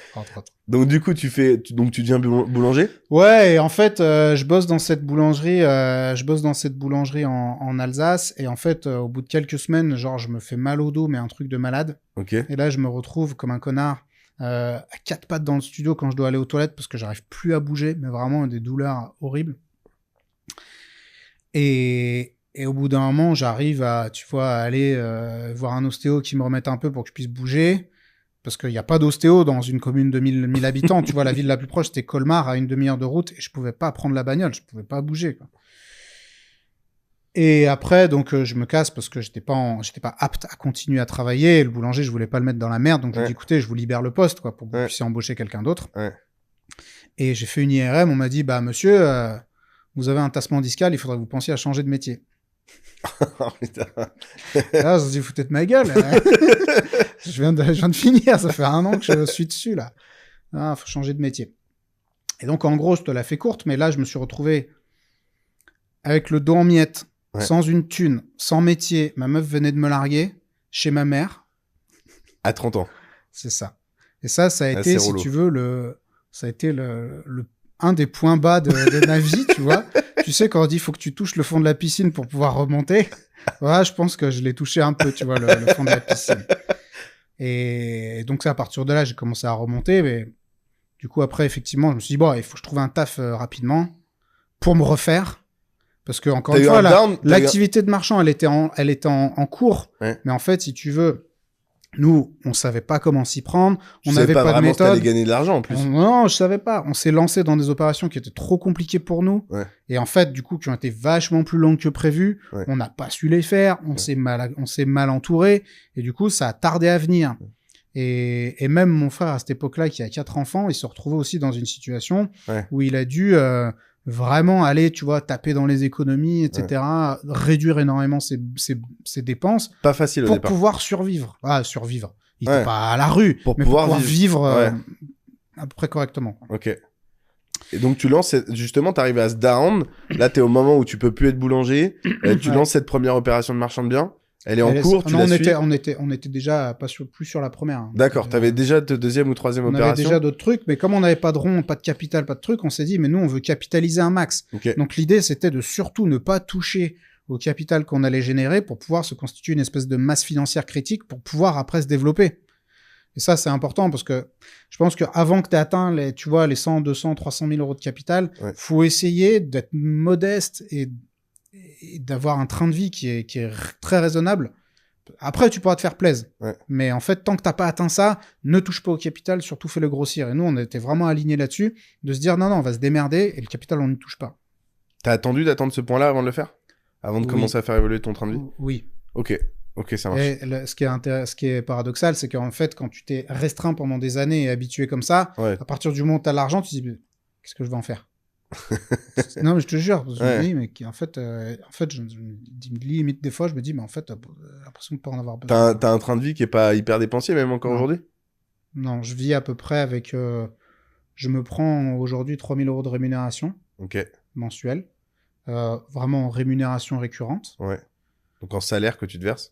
Ouais, c'est ça. Ok. Et des dividendes quand j'anticipe qu'il va y avoir des dépenses exceptionnelles l'année d'après. Okay. Tu vois, par exemple, en 2022, j'ai fait un voyage de 7 mois. Ouais. Je savais qu'il allait me coûter un peu d'argent. Ouais. Donc là, j'ai perçu des dividendes. Okay. En fait, à partir du moment où tu sors l'argent d'une société, tu te fais dégommer. Ouais. Tu perds 30-40% de sa valeur. Ouais. Donc en fait, il faut juste prendre pour couvrir tes besoins. Et tout le reste, tu le laisses dans les sociétés, t'investis. Ouais, bien sûr. C'est le parti pris que j'ai adopté. Et donc justement, on arrive sur cette situation un peu de marchand de biens. Ouais. Alors, c'est assez atypique. Je l'ai jamais vraiment... C'est la première fois qu'on va le faire ensemble, parce que je l'ai pas eu sur d'autres podcasts. Ouais. Mais avant de venir, j'ai préparé quelques questions. Et donc l'idée... Alors, il y en a sur lesquelles on a un peu discuté tous les deux. Et il y en a d'autres qui vont venir aussi au fil de l'eau. Okay. Pour bien comprendre, parce qu'on a eu une belle introduction, on a bien compris ce que tu faisais aujourd'hui. Ouais. C'est un métier assez atypique. Oui. Et puis comme ça, n'hésitez pas à nous faire des retours aussi en commentaire. Je suis preneur de savoir ce que vous en pensez, qu'on fasse un peu ça. Je cache pas aussi que ça vient aussi de l'idée de Guillaume Play, qui l'a fait sur Légende. Je trouve qu'il a des fiches qui sont préparées en amont. Et donc, on a des questions des fois qui reviennent sur cette activité. On a bien compris toute la genèse où t'es parti d'une situation classique. Et puis finalement, t'as quand même touché un down à un moment donné. Et là, tu relances cette activité de marchand de biens. Et donc, il y a des gens qui sont peut-être dans cette situation, qui nous écoutent aujourd'hui, ou simplement qui découvrent l'activité et qui peuvent être intéressés par ces sujets-là. Et je me suis dit, bah tiens, ça serait pas mal qu'on aille un peu dans le détail sur ces questions. Oui. Et donc, la première question, moi, que j'ai envie de te poser, c'est finalement, dans l'activité que tu as aujourd'hui, dans cette activité de formation et d'accompagnement, on a compris qu'il y avait une partie coaching et une partie formation. Ouais. En quoi tu vas aider les marchands de biens et en quoi tu vas les éviter de faire ce que t'as pu faire au départ, c'est-à-dire faire des opérations trop complexes ou qui te prenaient trop de temps et finalement qui t'ont permis de gagner de l'argent, parce que il faut quand même savoir, et ça je donne mon avis personnel, mais que c'était un moment différent. On était en 2015, le marché immobilier était différent. Aujourd'hui, je pense que la concurrence est plus forte. Ouais. Comment tu fais pour aider ces personnes à se lancer et à réussir ces premières opérations? Je vais te répondre de manière indirecte, et si tu sens que je t'ai enfumé, n'hésite pas à me relancer. Tu peux compter sur moi. C'est juste que c'est important que les gens... En fait, il y a une question que les gens me posent super souvent, c'est pourquoi j'ai lancé ça, en fait. Comment j'en suis arrivé à lancer de la formation, et ça va répondre indirectement à ta question. Et ça va m'y amener. C'est que, en fait, moi, j'ai toujours aimé l'enseignement. J'ai toujours accompagné les gens, aimé expliquer les choses, expliquer les concepts. J'ai fait de l'enseignement informel en milieu associatif, etc. Et j'ai toujours voulu être prof aussi. Enfin, être prof, enseigner, c'est quelque chose qui m'a plu. Quand je suis à un moment donné en France, quand je me suis retrouvé avec le dos en vrac, je me suis dit, je vais faire un master de philo et je vais être prof de philo. Enfin, tu vois, vraiment, je me suis inscrit à la fac à Lyon et tout. Et j'ai tenu 3 jours. Et en fait, à un moment donné, j'ai rencontré un pote du collège, tu vois, et il m'a dit, mais pourquoi tu ferais pas de la formation, justement, pour les marchands de biens? Je dis, tu sais, ça fait que quelques années que j'en fais, je me sens pas légitime, etc. Moi, tu sais, qui suis-je? Il y en a qui ont fait 100 fois plus, je suis personne, blablabla. Il me dit, non, mais je sais, les opérations que t'as faites, ça va, t'es plus légitime que la moitié des gens qui parlent d'immobilier en France. Vas-y. Et en fait, ça m'a fait un espèce d'ikigai comme ça entre ce que j'avais envie de faire, ce dont visiblement le marché avait besoin et ce pourquoi le marché était prêt à me payer. Et en fait, J'aime beaucoup décortiquer les concepts qui peuvent être compliqués pour d'autres personnes et leur transmettre de manière digeste. C'est souvent ce que les gens nous disent d'ailleurs. Ils me disent en fait vos formations sont super, c'est très pédagogue, machin, on comprend bien, on nous explique bien les choses. Ce qui me fait la transition vers ta question que j'ai oubliée. C'est comment tu aides concrètement. Là par exemple, moi, partons du postulat que j'ai pas, ou une personne X ou Y qui a jamais fait d'opération immobilière, Ouais. ou qu'on a même fait une ou deux. Tiens, je vais plutôt partir là-dessus. Soit qu'on a jamais fait, soit qu'elle a fait une ou deux opérations, mais qui a été déçue parce que elle a vu sur les réseaux qu'on pouvait faire du marchand de biens facilement. Ouais. Finalement, elle s'est rendue compte que on avait un marché haussier jusqu'à aujourd'hui, et donc c'était facile de faire du marchand de biens. Ouais. Parce que finalement, t'achetais en janvier 2018, tu revendais en janvier 2019 le temps de faire ton opération, et tu prenais tes 15-20% de marge parce que de fait, de toute façon, il y avait une croissance du marché si t'achetais dans une ville qui était pas trop mal et qui tenait la route. Aujourd'hui, cette personne, elle veut réaliser d'autres opérations. Elle s'est plantée, ou alors elle a gagné un peu d'argent à ce moment-là, mais elle sent que c'est plus complexe. Ouais. Concrètement, comment tu l'aides? Qu'est-ce que tu lui apportes? Qu'est-ce qui va lui permettre finalement, et ça va me permettre d'enchaîner aussi sur une autre question en même temps. Comment elle trouve une opération? Qu'est-ce que tu lui expliques là-dessus? Ouais. Alors déjà, quelqu'un qui achète un bien en 2018, qui le revend en 2019 ou en 2020 en prenant 10-15%, c'est pas un marchand de biens, c'est un spéculateur.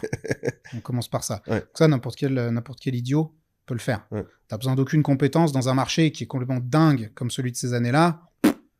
T'as limite pas besoin de beaucoup de compétences. Ouais. Il faut un peu de trésor pour pouvoir acheter et puis tu t'assois et t'attends. Ouais. Mais là, maintenant, on est dans un marché qui est différent, où tu peux plus faire ça. Si tu fais ça, tu te fais dégommer. Ou alors, tu restes avec ton bien sur les bras pendant des années. Ce qu'il faut comprendre, je sais pas, mais l'audience de ce podcast, c'est des gens qui ils savent ce que c'est un marchand, ils savent en quoi ça consiste. Ouais, tu peux rappeler rapidement la définition, mais oui, normalement, oui. Un marchand de biens, c'est un commerçant de l'immobilier. C'est quelqu'un qui achète des biens et les revend pour dégager un bénéfice. Maintenant, ce qu'il faut comprendre, c'est qu'entre le moment de l'achat et le moment de la revente, si tu veux qu'il y ait un bénéfice entre les deux et que tu n'es pas dans un marché haussier, en fait, qui fait de toi juste un spéculateur, il faut que tu amènes quelque chose au marché. Et ça, c'est vrai dans toutes les activités. Tu veux être rémunéré, il faut que tu crées une valeur pour le public, pour ton public d'acheteurs. Donc la question qui se pose, c'est quelle valeur tu vas créer pour tes acquéreurs. Et ça peut passer par plein de choses. Il y a plein de schémas potentiels. Tu peux résoudre des conflits. Tu peux solutionner des problèmes techniques, tu peux solutionner des problèmes juridiques, tu peux réagencer un appartement, tu peux faire de la division, etc. L'idéal étant d'avoir tous ces problèmes-là sur un bien, parce que plus tu vas en fait créer de valeur, et plus tu vas pouvoir être rémunéré.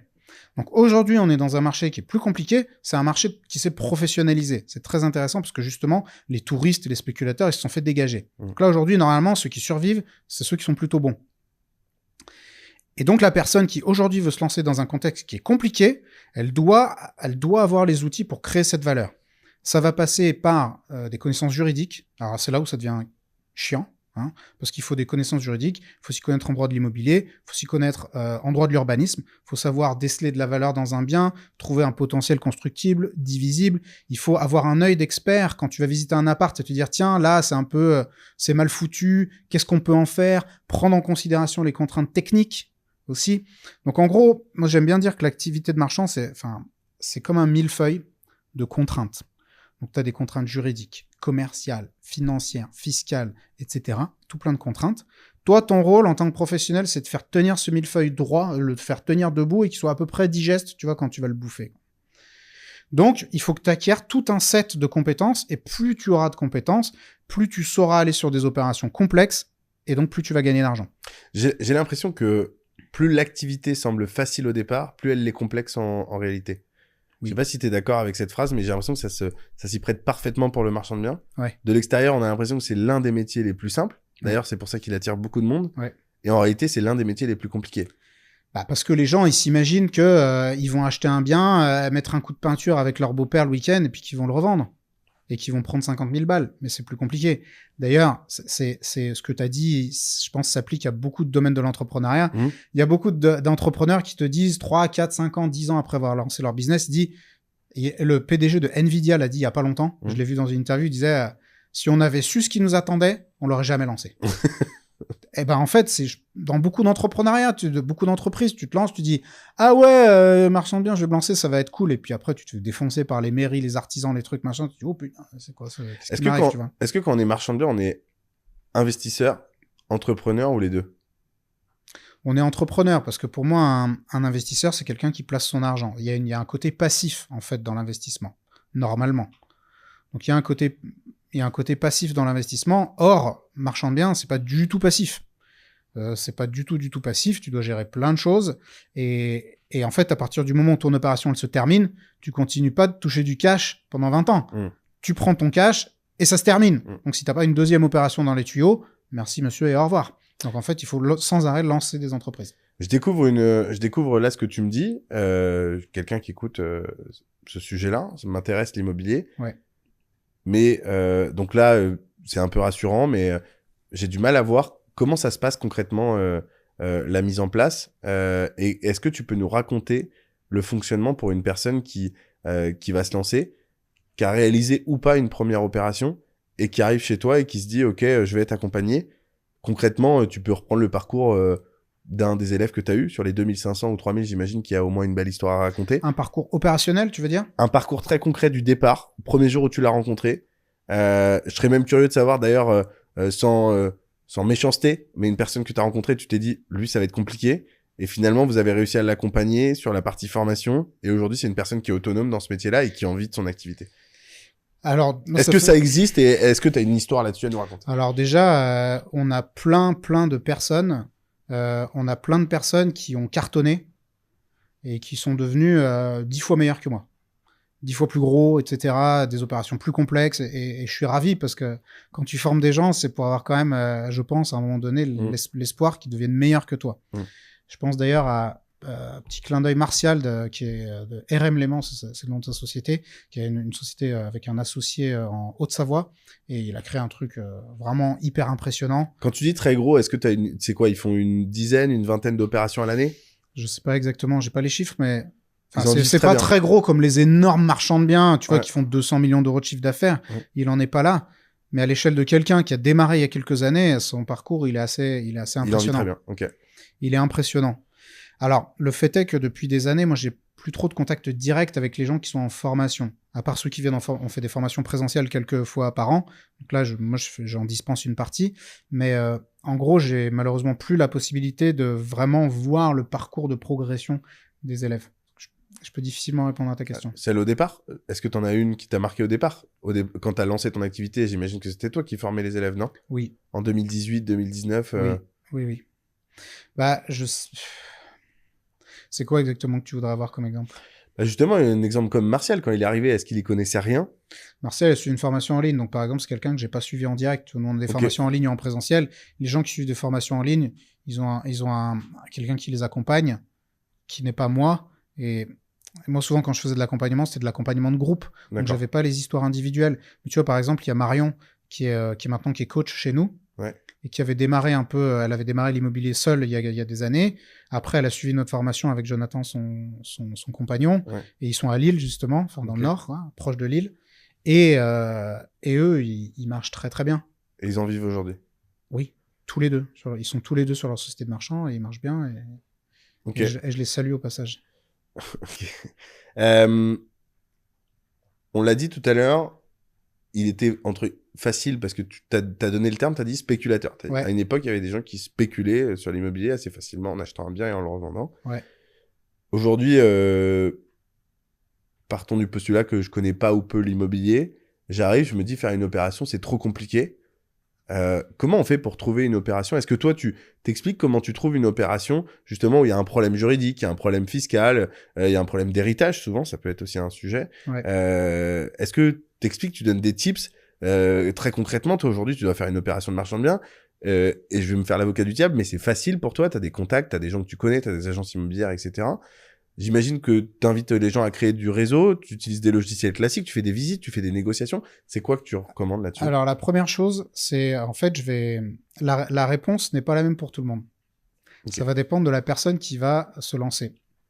Et c'est pour ça qu'on commence souvent avec 2-3 petites vidéos pour une prise de conscience de soi, puisque l'entreprise de marchand de biens, tu vas pas demain créer, je sais pas, une boulangerie, tu vois, où juste tu vas vendre des croissants et puis on s'en fout que tu sois grand, petit, noir, blanc, enfin on s'en tamponne. Par contre, si tu es marchand, l'entreprise, ça va être une entreprise unipersonnelle. Donc, l'entreprise, ça va être toi. Et la question, c'est, en fait, qu'est-ce que toi, tu amènes sur la table en termes de savoir-faire, de savoir-être, de compétences et de traits de personnalité. Et en fonction de ça, je vais te dire, il faut que tu capitalises là-dessus. Donc en fait, tu essaies de chercher l'unfair advantage de chacun, Oui, lui expliquer qu'il doit le trouver par lui-même et en fonction de ça, d'essayer de... Typiquement, mon unfair advantage, c'est le contact avec les gens. tout à fait. Et donc, il vaut mieux que je réalise des choses comme le podcast. Bah viens, je vais te coacher par exemple toi. Eh bah vas-y, ça m'intéresse. Donc à Maury, par exemple, toi tu me dis je veux lancer une activité de marchand de biens, tu vas commencer à me raconter un petit peu ton parcours, etc. Bon, nous on se connaît, donc Ouais, on passe les je détails. t'épargne l'échange, quoi. Mais en gros, je vais te dire bon bah ok, toi apparemment, je sais pas si en compétences techniques ou juridiques, c'est trop ton truc. À mon avis, si je te fais te palucher un PLU de 100 pages, ça va vite te gonfler. Ouais. Mais par contre, je vois que tu as un super contact avec les gens, tu arrives à créer du réseau, à l'entretenir, à faire en sorte qu'il y ait du monde qui gravite autour de toi et à capitaliser là-dessus. Je vais te dire, bah, ça te dispense pas de connaître les bases juridiques et compagnie. Par contre, je vais te dire, bah, oui, capitalise sur ton réseau, va effectivement serrer des paluches, va faire des restos, etc. Capitalise sur tes forces. Donc plutôt rencontrer des agents. S'il y a des personnes qui s'apparentent, et c'est intéressant, on va pouvoir le faire pour toi après, parce que du coup, on a des profils qui sont un peu différents. Donc, du coup, dans un profil comme le mien, tu vas accompagner les gens plutôt à aller voir des agents immobiliers, aller rencontrer du monde, Oui, boire des coups avec eux, pour que eux-mêmes t'apportent des opportunités immobilières, tout à fait. mais d'avoir un vernis de compétences et de savoir que tu dispenses justement pour pouvoir analyser un minimum les opérations qu'on t'envoie et ne pas, la confiance n'excluant pas le contrôle, vérifier que les opérations qu'on t'envoie sont de qualité et de pouvoir les réaliser. C'est clair. Au final, alors, tu vois, je vais juste reprendre sur un terme. Tu as dit un vernis de compétences. Oui. C'est pas un vernis, c'est plutôt une base pour moi. Ouais. Vraiment que les gens ils aient une base un peu solide de compétences. Au final, encore une fois, tu te retrouves souvent seul. Et quand il y a une bonne opportunité qui arrive, il faut que tu la saisisses rapidement. Tu vois, tu es dans le TGV, il y a Philippe Etchebest. C'est le moment d'y aller, tu vois, même si c'est pas lui. Une bonne opportunité immobilière. Si toi, tu dis, je sais pas, il faut que je prenne quelques jours, que je fasse venir mes artisans pour qu'ils me chiffrent le travaux, machin. Moi, je vais passer derrière, je vais dire, attends, en un quart d'heure, je vais te dire, il y en a pour tant. L'opération, elle tourne, je fais une offre sur place et c'est fini, tu l'auras perdu, le dossier. Donc, il faut que l'aspirant marchand de biens, il ait le set de compétences basiques nécessaires à une prise de décision rapide et autonome. Si on a un profil qui est complètement différent du mien, à l'opposé, peut-être pas le tien, t'as aussi du contact assez facile, mais t'es peut-être plus réservé que moi. Et qu'est-ce que tu conseilles dans ce cas-là ? Par exemple, nous, on a divers publics. On a pas mal de gens qui viennent, tu vois, de carrière, par exemple, d'ingénieurs, ou qui ont des profils plutôt analytiques. Le contact humain, c'est pas leur tasse de thé, tu vois. Eux, je vais leur dire... D'ailleurs, pardon de te couper, mais parce qu'on travaille ensemble sur un sujet, enfin, en tout cas, nos sociétés travaillent ensemble sur un sujet. Et du coup, j'ai été amené en tout cas à voir de temps en temps certains de tes profils. Et c'est vrai que t'as quand même plutôt des profils de haut niveau, en général.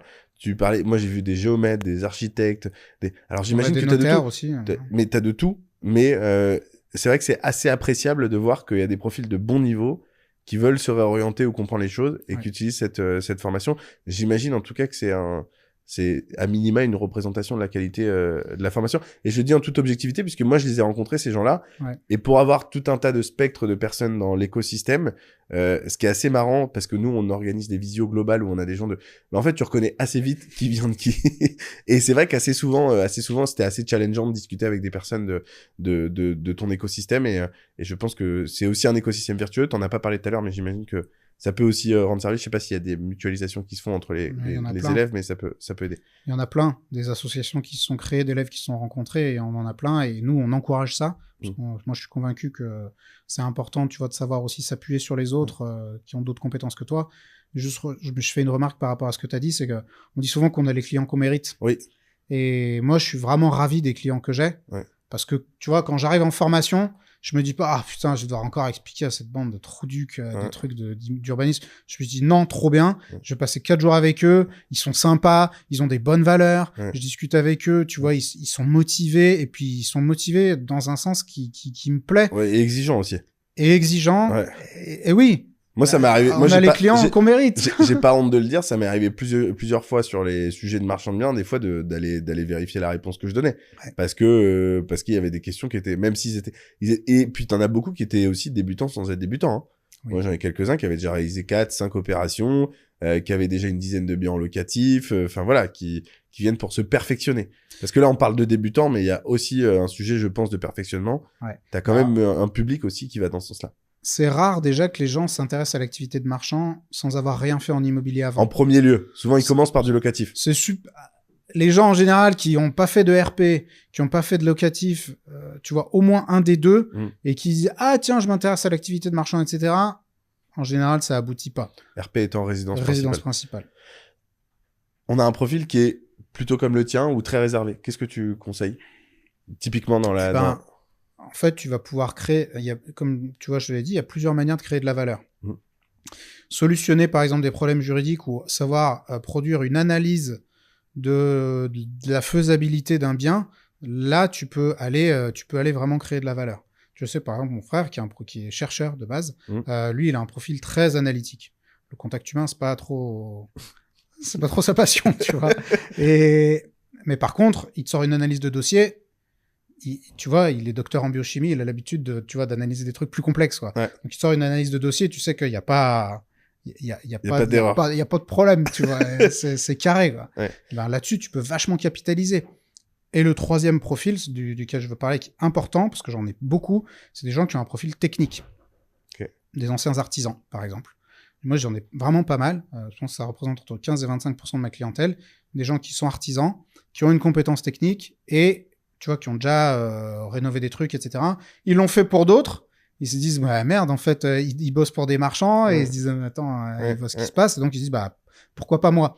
Et ce qui est intéressant, c'est que chacun vient en formation avec ses croyances limitantes. C'est-à-dire, l'analytique, il pense qu'il est nul en technique et qu'il va jamais réussir à comprendre un artisan. L'artisan, il a des croyances limitantes sur ses capacités à lire un règlement d'urbanisme. Et en fait, tu dois faire en sorte que toute cette sauce-là, ou alors les gens qui ont ton profil, ils se disent, bah, moi, c'est pareil, enfin, tu vois, ou ils butent sur d'autres trucs. Et l'idée, c'est d'amener tout le monde un peu au même niveau, tu vois, sur les trucs, et que tout le monde reparte, au final, avec les compétences de base pour pouvoir être autonome et être à peu près bon partout. Sur le profil analytique, parce que finalement, les gens vont dire, bon, bah, t'as un profil comme Amaury, c'est facile, tu fais du contact avec des gens, t'as du off-market en ce moment. Alors, en théorie, c'est facile, en pratique, c'est beaucoup plus compliqué. C'est clair. Mais on imagine comment on peut avoir une bonne opération. Quand t'as un profil analytique, concrètement, tu fais quoi? Tu vas sur les réseaux, tu vas sur le Bon Coin et t'essayes de voir des annonces où justement c'est compliqué et t'essayes d'analyser pour trouver la solution juridique. C'est comme ça que tu l'amènes? Comment? Alors, je vais donner un conseil qui est valable pour tous les profils, qui est le truc de base. Quel que soit votre profil, quel que soit le marché dans lequel vous allez être, quelles que soient vos ambitions et quelle que soit votre expérience, vous allez faire des visites. C'est la première chose que vous allez faire. C'est-à-dire que moi, je veux pas entendre de gens qui me disent « Ah, j'ai trouvé une opération et qui m'envoient une annonce. » Je dis « Non, t'as rien trouvé du tout. T'as lu une annonce, en fait. » Donc, tu vas prendre tes petites guiboles et puis tu vas aller visiter les biens parce que l'immobilier, c'est un métier de terrain. Et en fait, tu peux pas trouver une opération en lisant une annonce. Il faut aller voir, c'est pas possible autrement. Il faut développer un œil d'expert. Ok, il faut se rendre sur place souvent pour se rendre compte du potentiel d'un bien. Parce que ça peut être un potentiel commercial, technique, juridique, etc. Souvent, tu ne le sais pas par l'intermédiaire de l'annonce. Donc, il va falloir aller discuter avec l'agent immobilier, il va falloir regarder le bien, prendre des informations, repérer peut-être, tu vois, des potentiels, voir une petite annexe, voir des combles aménageables, un truc comme ça. Et en fait, tu ne peux développer cette expertise qu'en allant faire des visites. Donc, quel que soit le profil, quelles que soient les ambitions, quelle que soit l'expérience, allez faire des visites. Et quand je dis faire des visites, il faut en faire tout le temps. Toutes les semaines, c'est l'essence, tu vois. Tu dis, bon, bah, je te donne une super bagnole, c'est ma formation, tiens, voilà les clés. Mais le réservoir, il est vide tant que tu ne fais pas de visite. Tant que tu fais pas de visite, tu vas rester au point mort. C'est une des premières choses que tu dis dans tes accompagnements aujourd'hui. Direct. Dans nos formations, on donne des missions régulières. D'accord. On veut pas de gens qui soient des éternels étudiants, on veut des gens qui passent à l'action. Donc à la fin de chaque module, on leur dit bon bah les gars, maintenant vous allez vous bouger le cul quoi, et puis vous allez faire des visites. Enfin, vous allez faire autre chose. Mais un des premiers trucs qu'on va leur demander de faire des visites. Je vais te dire, dans notre programme d'accompagnement à l'incubateur dont on pourra parler, les gens, on leur fait faire un tableau de suivi de visite. Combien de visites? C'est comme quand t'es un vendeur, un commercial, ton chef, il dit, t'as fait combien de rendez-vous cette semaine? Ah, t'en as fait 5. Combien de R2? T'en as fait 1, 0 vente, c'est normal. T'as pas assez d'essence dans la bagnole. C'est pareil pour les visites. Si quelqu'un me dit, ah, j'arrive pas à trouver d'opération, fais-moi voir ton tableau de suivi de visite. Et tu vois, sur l'année dernière, notre dernière cohorte là, de l'incubateur, les gens, on leur a vraiment fait faire beaucoup de visites. Et ils ont tous joué le jeu, ils étaient super motivés, ils ont tous trouvé une opération. Tous. On y va étape par étape. Ouais. On est en train de dérouler un peu la pelote. Yes. On arrive à cette opération. Ouais. Alors là, on a vu qu'il y avait des profils différents. On a Ouais. vu qu'il y avait des profils analytiques, des profils artisans, pour reprendre le terme. Je sais plus exactement ce que tu as dit. Technique, des profils techniques. Technique, analytique, technique, et puis, on va dire... Sociable. social. Donc, tu as majoritairement des profils comme cela, et probablement d'autres un peu plus atypiques. Oui. Ils appliquent les conseils que tu viens de donner, ils sont accompagnés, main dans la main, ils avancent, etc. Et maintenant, on se retrouve dans la situation qu'on connaît tous les deux, qui est compliquée, c'est-à-dire le financement de ce bien. On a trouvé une opération, on a compris comment l'analyser, on sait que c'est une bonne opération, qu'on va réaliser la marge qu'il faut, mais là, on se retrouve face à un mur parce que on a 36 ans, on a 2 enfants, on a une activité salariée, on n'a pas les moyens de financer cette opération, et parce qu'on est locataire et qu'on peut pas lancer cette opération parce que la banque va nous dire, bah, vous avez jamais fait d'opération immobilière, vous n'êtes pas finançable. Qu'est-ce qui se passe? Comment on fait? Alors, bien sûr, je peux pas tu vois, nous, le volet financement dans la formation, il dure plusieurs heures, donc je vais essayer vraiment de t'en faire un condensé pour donner les clés, pour comprendre et prendre le problème par le bon bout. Ouais. Déjà, souvent, si les gens n'arrivent pas... Quand tu écoutes les gens qui disent « Ah, les banques ne financent pas les opérations de marchands », moi, je leur pose 2-3 questions. Au bout d'un moment, je comprends... En bout de deux questions, 3 maxi, je comprends qu'ils sont globalement mal pris. Pourquoi? Parce que souvent, les gens, déjà, ils vont voir les banques avant d'avoir un projet concret. C'est-à-dire qu'en fait, ils ont le réflexe de l'investisseur locatif ou de l'acheteur de résidence principale. Ils vont voir la banque en disant « Ah, je voudrais devenir marchand de biens, est-ce que vous voulez me prêter de l'argent ?» Et là, toutes les banques vont vous jeter dans les escaliers. Parce que ce qu'il faut bien comprendre, c'est que quand vous êtes marchand de biens, vous êtes professionnel. C'est ça. Et du coup, vous n'êtes pas au même service que lorsque vous faites du locatif ou de la résidence principale. C'est un deuxième problème qui, en réalité, est le premier problème, celui que tu mets en avant, c'est que les gens vont voir déjà les mauvaises banques. En plus. Donc, ils vont à leur agence de quartier où le banquier, il est certainement très sympa, mais aujourd'hui, il est plutôt à vendre des assurances et des téléphones portables qu'à faire de la banque, qu'à faire de la finance. Donc, en gros, lui, faire du prêt, c'est pas ce qui le fait vibrer. Et faire du prêt de marchand de biens, il ne sait pas faire. Donc, ce n'est pas la peine d'aller perdre ton temps avec lui. Effectivement, il faut aller consulter des banques qui sont plutôt des banques adaptées, les services promotion immobilière qui, eux, vont financer les marchands de biens immobiliers. Mais il faut aller les voir à partir du moment où tu as quelque chose. Et ça, c'est ce que j'essaie d'expliquer aux gens qui conforment. C'est les gars, vous voulez que quelqu'un mette de l'argent sur votre projet, ayez un projet. Tu vois, c'est comme si... Je vais te prendre le problème à l'envers. Je vais dire, voilà, Amaury, donc toi, tu es investisseur, je sais pas, tu as 200 000 balles, par exemple, que tu cherches à investir. Moi, j'ai entendu dire que voilà, tu cherchais à investir, donc je viens de voir. Je dis à Amaury, écoute, voilà, moi j'ai une super entreprise, un super projet, et voilà, je veux que tu investisses dedans. Est-ce que ça t'intéresse? Il faut que tu m'en dises plus, mais... Bah, en fait, le projet, il n'existe pas encore, parce que j'attends que tu me dises si tu me finances ou pas pour le lancer. Bah, je t'aime bien, donc toi, je te les prêterai, mais ça te fait parce que c'est toi. Même à moi, tu les prêteras pas. Parce que quelqu'un qui te dit j'attends de voir si tu me prêtes pour lancer le business. Si tu me départ sur ton business de formation, j'y réfléchirai. Ça, tu vois, quelqu'un qui te dit ça, tu dis mais hors de ma vue, rigolo, tu vois. Tu dis mais fais quelque chose d'abord, mouille le maillot, investis-toi, prends un petit risque. Et si tu me montres que tu as fait le taf, moi j'amènerai l'argent. C'est comme ça que les investisseurs y raisonnent et c'est comme ça que les banques elles raisonnent aussi. Donc en fait, ce qu'il faut, si quelqu'un, si vous regardez ces vidéos avec cette interview, que vous avez fait de la RP, que vous avez fait de l'investissement locatif, ce qu'il faut, c'est que vous vous dépouillez de ce que vous savez par rapport au financement des opérations immobilières et que vous vous lanciez en fait dans le montage de l'opération avant de savoir si vous avez le financement. Mais ce qui est sûr, c'est que si tu trouves une bonne OP, qu'elle est rentable, qu'elle est correcte, que tu sais faire un dossier de financement potable et que tu sais argumenter vis-à-vis de ton financeur, que ce soit une banque ou un investisseur privé, tu trouveras les ronds. Je le cite beaucoup, mais c'est Nicolas Sarkozy qui dit c'est pas l'argent qui fait le projet, c'est le projet qui fait l'argent. Tout à fait. Dernière petite question avant qu'on arrive sur les 2 dernières questions de ce podcast, sur la partie marchand de biens. Les informations aujourd'hui, elles sont disponibles gratuitement en ligne.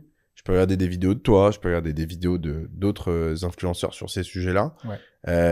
Pourquoi il faudrait que je paye? Parce que je suis trop sympa. Mais ça, moi, je te connais. Non, en fait, c'est une très bonne question. En fait, aujourd'hui, effectivement, le savoir, il est disponible. La problématique, en ce qui nous concerne, notamment l'activité de marchand de biens, c'est qu'il y a un éventail de compétences qui est très, très, très varié. Donc, déjà, tu vois, enfin, il faut s'y connaître sur le plan humain, les visites, la technique, l'urbanisme, le juridique, le droit privé, la finance, la fiscalité. Donc, les connaissances, elles peuvent être disponibles, mais déjà, elles sont très diffuses. Donc, il faut trouver la source d'information qui soit fiable. Tu sais qu'on va pas te dire de conneries, parce que là, sur Internet, Dieu bénisse, il y en a qui disent que la Terre est plate, tu vois. Donc, si c'est ça tes sources d'information, tu vois, je me dis, bon, ça peut mériter d'être un petit peu revérifié. Donc, vu l'argent en jeu, tu peux pas te permettre de prendre une source d'information qui est discutable. Donc déjà, il faut que ton information, elle soit correcte. Il faut qu'elle soit organisée de manière satisfaisante. Les gens aujourd'hui, tu vois, mais quand tu vas, c'est pareil, tu veux devenir boulanger, je veux dire, il y a des tutos pour... Bien sûr. Tout existe. Mais en fait, quand tu viens pour suivre une formation auprès d'un organisme comme le nôtre, c'est que déjà, tu cherches numéro 1 de la structuration. Tu veux qu'on te structure l'information, t'as pas envie de chercher pendant des plombes. Donc nous, on va te prendre et on va te donner le cheminement avec toute la recette, de A à Z. Derrière, tu vas avoir un accompagnement qui est là tant que tu en as besoin. C'est-à-dire qu'on a des accompagnateurs, des coachs qui sont marchands de biens, investisseurs, etc., qui vont t'accompagner sur dès que tu as la moindre question. Et on sait que c'est pas des brels, parce que ça fait des années qu'ils travaillent avec nous, donc on sait qu'ils vont pas te dire de conneries. Et tu as accès après aussi à une communauté dans laquelle tu peux rencontrer tes pairs, etc. Nous, on a des rencontres qui se font en présentiel, des rencontres régionales. Et donc, en fait, une personne qui entre dans la MDB Academy, elle fait plus qu'acheter une série de vidéos. Tu vois, elle entre vraiment dans un système dans lequel on va tout mettre en œuvre pour qu'elle réussisse. Et pour nous, la réussite de nos membres, c'est l'objectif numéro 1. C'est ce qui aujourd'hui nous apporte le plus de satisfaction. Et d'ailleurs, tu vois, on a une super réputation dans le milieu et j'en suis ravi parce que ça veut dire que tout le monde dans l'entreprise rame dans le même sens et a ce mindset vraiment de service client et de réussite des personnes qui vont venir. Ouais, bien sûr.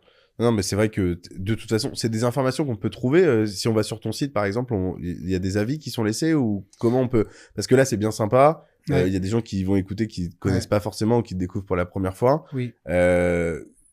Comment on fait pour vérifier ce que tu nous dis? Quand j'ai créé l'entreprise, je me suis dit, tiens, à ma connaissance, à l'époque, il y avait personne qui l'avait fait. Ça s'est un peu plus mis en place depuis. Mais je m'étais ouvert une feuille Google My Business.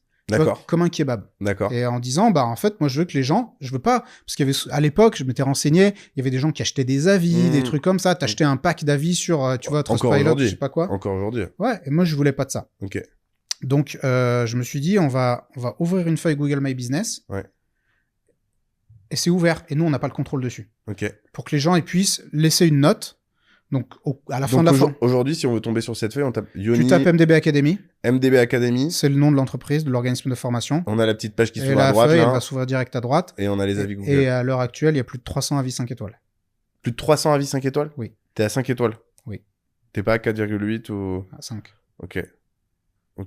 Faudrait que tu demandes à des gens qui te mettent des 4 parce que moi, quand je vois 5, j'y crois pas. Ne me mettez pas de 4, c'est pas nécessaire. Moi, je leur dis, mettez-moi un 5 ou un 1.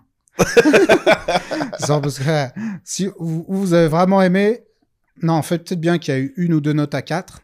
Ouais, mais avec possible. Le nombre d'avis, peut-être qu'il a arrondi. Mais avec le nombre, en fait, c'est arrondi à 5. Et je crois que maintenant que tu le dis, je l'ai vu. Non, mais c'est vrai que t'as un taux de satisfaction qui est assez important. Et en fait, quand le truc, c'est que dès que quelqu'un n'a pas, tu vois, on se dit, quelqu'un se plaint, il y a un truc qui va pas, on essaie tout de suite de comprendre, c'est-à-dire, on l'appelle, on voit, etc. Et on essaie de comprendre, et il y a une personne que j'ai remboursée sur une formation, mais c'était en 2018. C'était une de mes premières clientes sur une toute petite formation.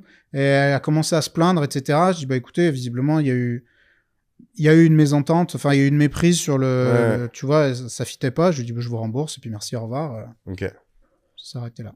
Ok. C'est une histoire d'état d'esprit, je pense.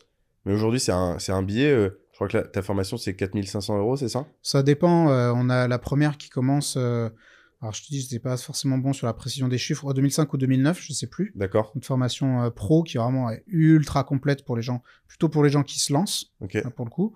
Après, une formation expert. Ouais, et puis après, et la présentielle, c'est autour des 4000, effectivement. Ok, là, et t'as aussi un truc coaching, c'est ça, annuel, où tu payes 10 000 € l'année, quelque chose comme ça? C'est un programme de formation intensive qui dure 9 mois. Mais ça, c'est pas pour les débutants? Ça peut être pour des gens qui débutent. Ça peut être pour des gens qui... Ça s'appelle l'incubateur MDB. Et c'est un programme là vraiment super intensif qui coûte 11 700 €. Ok. Et là, vraiment, on te défonce ta race en termes d'accompagnement. Ok. C'est-à-dire que tu vas avoir de la formation super intensive, tu vas avoir des gens qui vont t'accompagner au quotidien, tu auras le 06 des accompagnateurs, tu vois un bien, tu as une question, bim, tu les appelles. Il y a toute une équipe d'experts, experts comptables, avocats, notaires, marchands de biens, etc. qui sont là en backup si tu as la moindre question. On a 2 rencontres en présentiel à Lyon par an. C'est vraiment un programme ultra, ultra complet et intensif qui fait que, en fait, les gens qui participent et qui viennent avec, tu vois, la volonté de réussir, trouvent des opérations. Ok. Bon. Bah... C'est pour ça qu'aussi, nous, on est droit dans nos bottes par rapport au montant de l'investissement qu'on leur demande. C'est qu'on se dit, et j'ai pris des appels, tu sais, récemment de gens qui s'y intéressent. Ouais. Ils me disent, ah, tu comprends, c'est un investissement, c'est un coût. Ouais. Je dis, tu sais quoi? Je dis, c'est même un gaspillage d'oseille pas possible si t'as pas l'intention vraiment de te lancer. Si tu veux pas, si t'as pas le temps ou pas l'énergie, etc., je respecte tout à fait, il y a pas de problème. Mais surtout, ne viens pas, parce que tu vas perdre ton pognon. Et moi, je voudrais pas que ça t'arrive. Est-ce que le Yoni de 2013, qui était économe, qui faisait attention, j'ai une vraie réponse. Est-ce que le Yoni de 2013... Parce que genre, les réponses que je t'ai données jusqu'à maintenant, c'était que de la flûte. Non, c'est pas ça. Mais là, la réponse que je vais te donner, évidemment que tu vas me répondre oui en principe, mais j'aurais presque envie que tu me répondes non. Mais Vas-y. est-ce que le Yoni de 2013, il aurait eu, entre guillemets, les couilles, ou est-ce qu'il aurait pris un accompagnement quand il débute, et si oui, il aurait pris lequel chez toi? Alors, je vais non seulement te répondre, mais je vais te donner un exemple. Vas-y. C'est que quand mon entreprise a commencé à fonctionner, l'organisme de formation, je me suis pris un accompagnement à 25 000 euros. Ok. Je me suis pris un accompagnement à 25 000 euros et c'était vraiment... c'était énorme pour moi à l'époque. Ouais. Mais parce que j'ai fait... c'était le Mastermind 67 de Romain Collignon que je salue au passage, dans lequel j'ai rencontré Gérald. Okay. Et ça a été... Enfin, vraiment, ce que je dis aux gens, et j'en suis l'exemple, c'est que je pense un contenu de formation ou d'accompagnement ou de coaching, si tu viens et que tu amènes l'énergie et le temps nécessaire, tu fais normalement x10 dessus. En général, c'est le ratio. Et vraiment, donc je te le dis, mais sans aucun problème, en 2013, si cet accompagnement-là avait existé, je l'aurais pris. Et t'aurais pris lequel? J'aurais pris le plus cher, j'aurais pris le meilleur. Ok. Et parce que, en fait, c'est aussi ça que j'essaie souvent de faire comprendre aux gens, c'est que j'ai créé les produits que j'aurais aimé avoir quand moi je me suis lancé. C'est-à-dire, moi je me suis cassé les dents sur les mairies, sur les acheteurs, sur les vendeurs, sur les notaires, sur les banques. Et putain, je suis couché sur les barbelés, tu vois. Et donc, aujourd'hui, je me dis, quelqu'un qui se lance, je veux pas qu'il rencontre tous ces problèmes-là. Donc, je vais lui créer je vais l'informer, je vais l'accompagner pour lui éviter tous ces problèmes. Donc, en fait, j'ai designé le produit que j'aurais aimé avoir à l'époque. Donc, oui, je l'aurais acheté. C'est évident. Et aujourd'hui, l'un des meilleurs investissements que tu as fait, c'est de payer du conseil? Mais oui. Mais attends, moi, je dépense des sommes énormes en accompagnement, tu vois, en mastermind, en participation à des groupes, en coaching à des prix pas possibles, parce que, alors, c'est pas juste pour payer, hein, mais je me dis, mais en fait, t'as besoin de ça, quoi. Si tu veux progresser, t'as besoin de fréquenter des gens qui sont meilleurs que toi, t'as besoin de gens qui vont te pousser au cul. Tu vois, il y a pas longtemps, ma copine, elle me disait, mais elle me dit, j'hallucine, tu passes ta vie à te faire coacher sur des trucs, sur des machins, genre, t'as 3 fois par semaine, t'as des trucs. Je dis, mais les sportifs de haut niveau, ils ont des coachs qui leur crient dessus toute la journée. Enfin, ils leur crient pas forcément dessus, mais ils les suivent tout le temps. Tu vas jamais dire à un sportif de haut niveau, tu te fais trop coacher. On a un exemple très concret, pas plus tard que cet été, avec Léon Marchand qui allait se faire entraîner aux États-Unis et qui en ressort quadruple champion olympique dans l'image des sportifs, qui allait se faire entraîner par Michael Phelps, enfin l'entraîneur de Michael Phelps aux États-Unis et qui arrive avec des records et pour le coup, il a dû, j'imagine, mettre un billet au départ. Je sais pas comment. Bon, je sais que les universités américaines, tu peux te faire financer quand tu fais du sport, mais j'imagine que ça a été un investissement, en tout cas, à minima familial au départ. Et aujourd'hui, quel retour sur investissement il a d'avoir fait ce choix-là. Ouais, je veux vraiment pas me comparer à des champions pareils, parce que je veux garder quand même, tu vois, vraiment toute humilité. Non, mais ça permet d'avoir une image globale pour celles et ceux qui ne connaissent pas et d'avoir une idée sur le... C'est Tania qui m'avait dit ça, j'avais trouvé ça intéressant, elle m'avait dit, mais moi je mets des sommes aussi folles dans le conseil, mais c'est là où j'ai eu le retour sur investissement le plus important. Ah mais oui. Aujourd'hui, si tu cherches le meilleur investissement, c'est investir sur toi-même.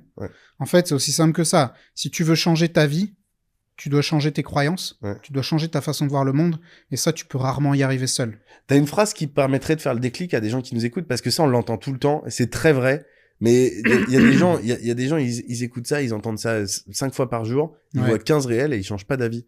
Il y a pas un truc là, un déclic que tu peux j'ai une super phrase. Eh ben, vas-y.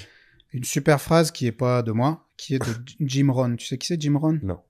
Jim Rohn, c'est notamment un des mentors de Tony Robbins. C'était Ok. un coach business des années 80, 90, je crois qu'il est mort, je sais pas, fin années 90, début 2000. Il est incroyable. Va voir tu trouves tous ses séminaires sur YouTube, il est incroyable. Ok. Et en gros, il dit, dans tous les cas, quel que soit le choix que tu vas faire, tu vas devoir payer un prix. Ou tu vas payer le prix de la discipline aujourd'hui, tu vas payer le prix de la discipline et de l'effort aujourd'hui, ou tu vas payer le prix du regret dans 15 ans. Mais dans tous les cas, le prix, tu vas le payer. La seule question à laquelle tu dois répondre, c'est quel prix tu vas être prêt à payer. Très clair.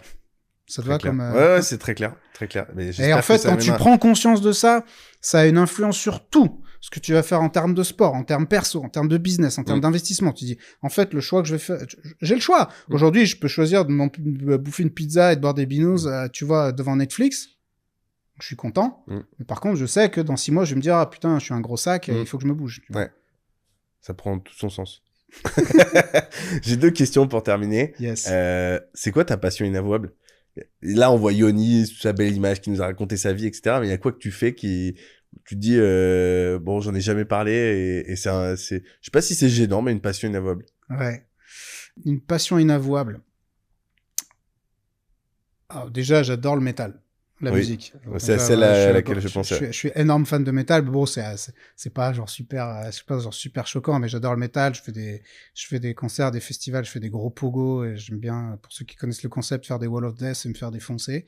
Donc ça, j'aime beaucoup. C'est très cool. C'est un exutoire important parce que, comme tu peux le voir, je suis pas quelqu'un de très calme, donc j'ai besoin de choses qui déchargent. Mais un truc qui me fascine et me passionne, c'est les champignons. Ok. Genre, il y a un documentaire sur Netflix qui s'appelle Fantastic Fungi en anglais, ça veut dire les champignons fantastiques. Ouais. C'est un des documentaires les plus esthétiques qui existent sur Netflix, je pense. L'univers des champignons, c'est un univers qui est juste incroyable. Il est vraiment magique quand tu le rencontres. T'hallucines que des créatures vivantes pareilles existent, et en fait tu te rends compte qu'elles permettent toute la vie. Sans elles, la vie sur Terre, en fait, telle qu'elle existe, n'existe pas. Okay. Et ça en toute discrétion, parce qu'en fait ça ne se passe que sous terre. Le champignon qui sort, c'est son organe de reproduction, en fait. D'accord. Ouais. Il sort qu'une fois dans l'année, quoi. Et par translation, les champignons hallucinogènes. Ok. Ça fait aussi partie de mes passions, parce que j'ai découvert ça il y a quelques années. Et j'ai eu l'occasion d'essayer à plusieurs reprises. Et non seulement je ne comprends pas comment c'est illégal, mais je pense que ça devrait être remboursé par la Sécu. Okay. Parce que moi, j'ai souffert de problèmes, tu vois, type dépression, ce genre de choses, voire chroniques, et dont j'arrivais pas à me sortir. Et je peux garantir, alors j'ai pas le droit de faire l'apologie des substances qui sont illicites, malheureusement, mais tu vas le faire quand même. C'est malheureusement illicite, mais du coup traverser la frontière, aller au Portugal, enfin il y a pas de frontière avec le Portugal, mais aller au Portugal ou aller en Hollande, c'est légal. Et aller en Hollande, et il faut en faire, alors après pas en faire de manière récréative comme un débile. Il faut voilà, déjà il faut avoir plus de 25 ans, être sûr qu'on n'a pas de terrain schizophrène, etc. Mais il y a un avant et un après dans ma vie, ces substances. Ça te montre le monde, l'univers tel que tu ne l'as jamais vu. Ça te raccorde à une espèce d'unité du cosmos qui est complètement délirante. Et vraiment, aujourd'hui, c'est prouvé scientifiquement que ça peut être une solution à énormément de problèmes psychologiques et autres. Et donc ça, c'est vraiment une chose dont j'aimerais faire la promotion. Que les systèmes avanceront dans le temps. Auparavant, tu pouvais utiliser aucune substance. Le CBD devient légal. Peut-être que la bulle deviendra dans quelques années et peut-être que ça suivra.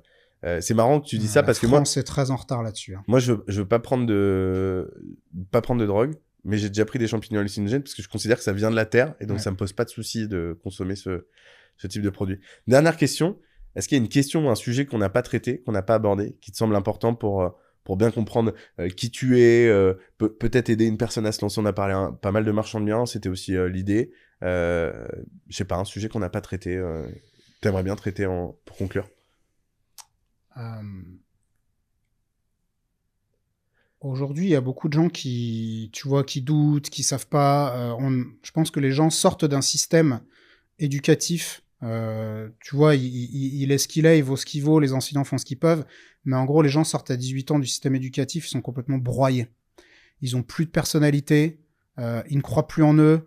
Ceux qui sont bons en maths pensent qu'ils sont nuls en français, ceux qui sont bons en français pensent qu'ils sont nuls en maths. Et globalement, les gens sortent de ce système qui est là pour produire des ouvriers et des soldats. En gros, c'est une machine à soldats et à ouvriers.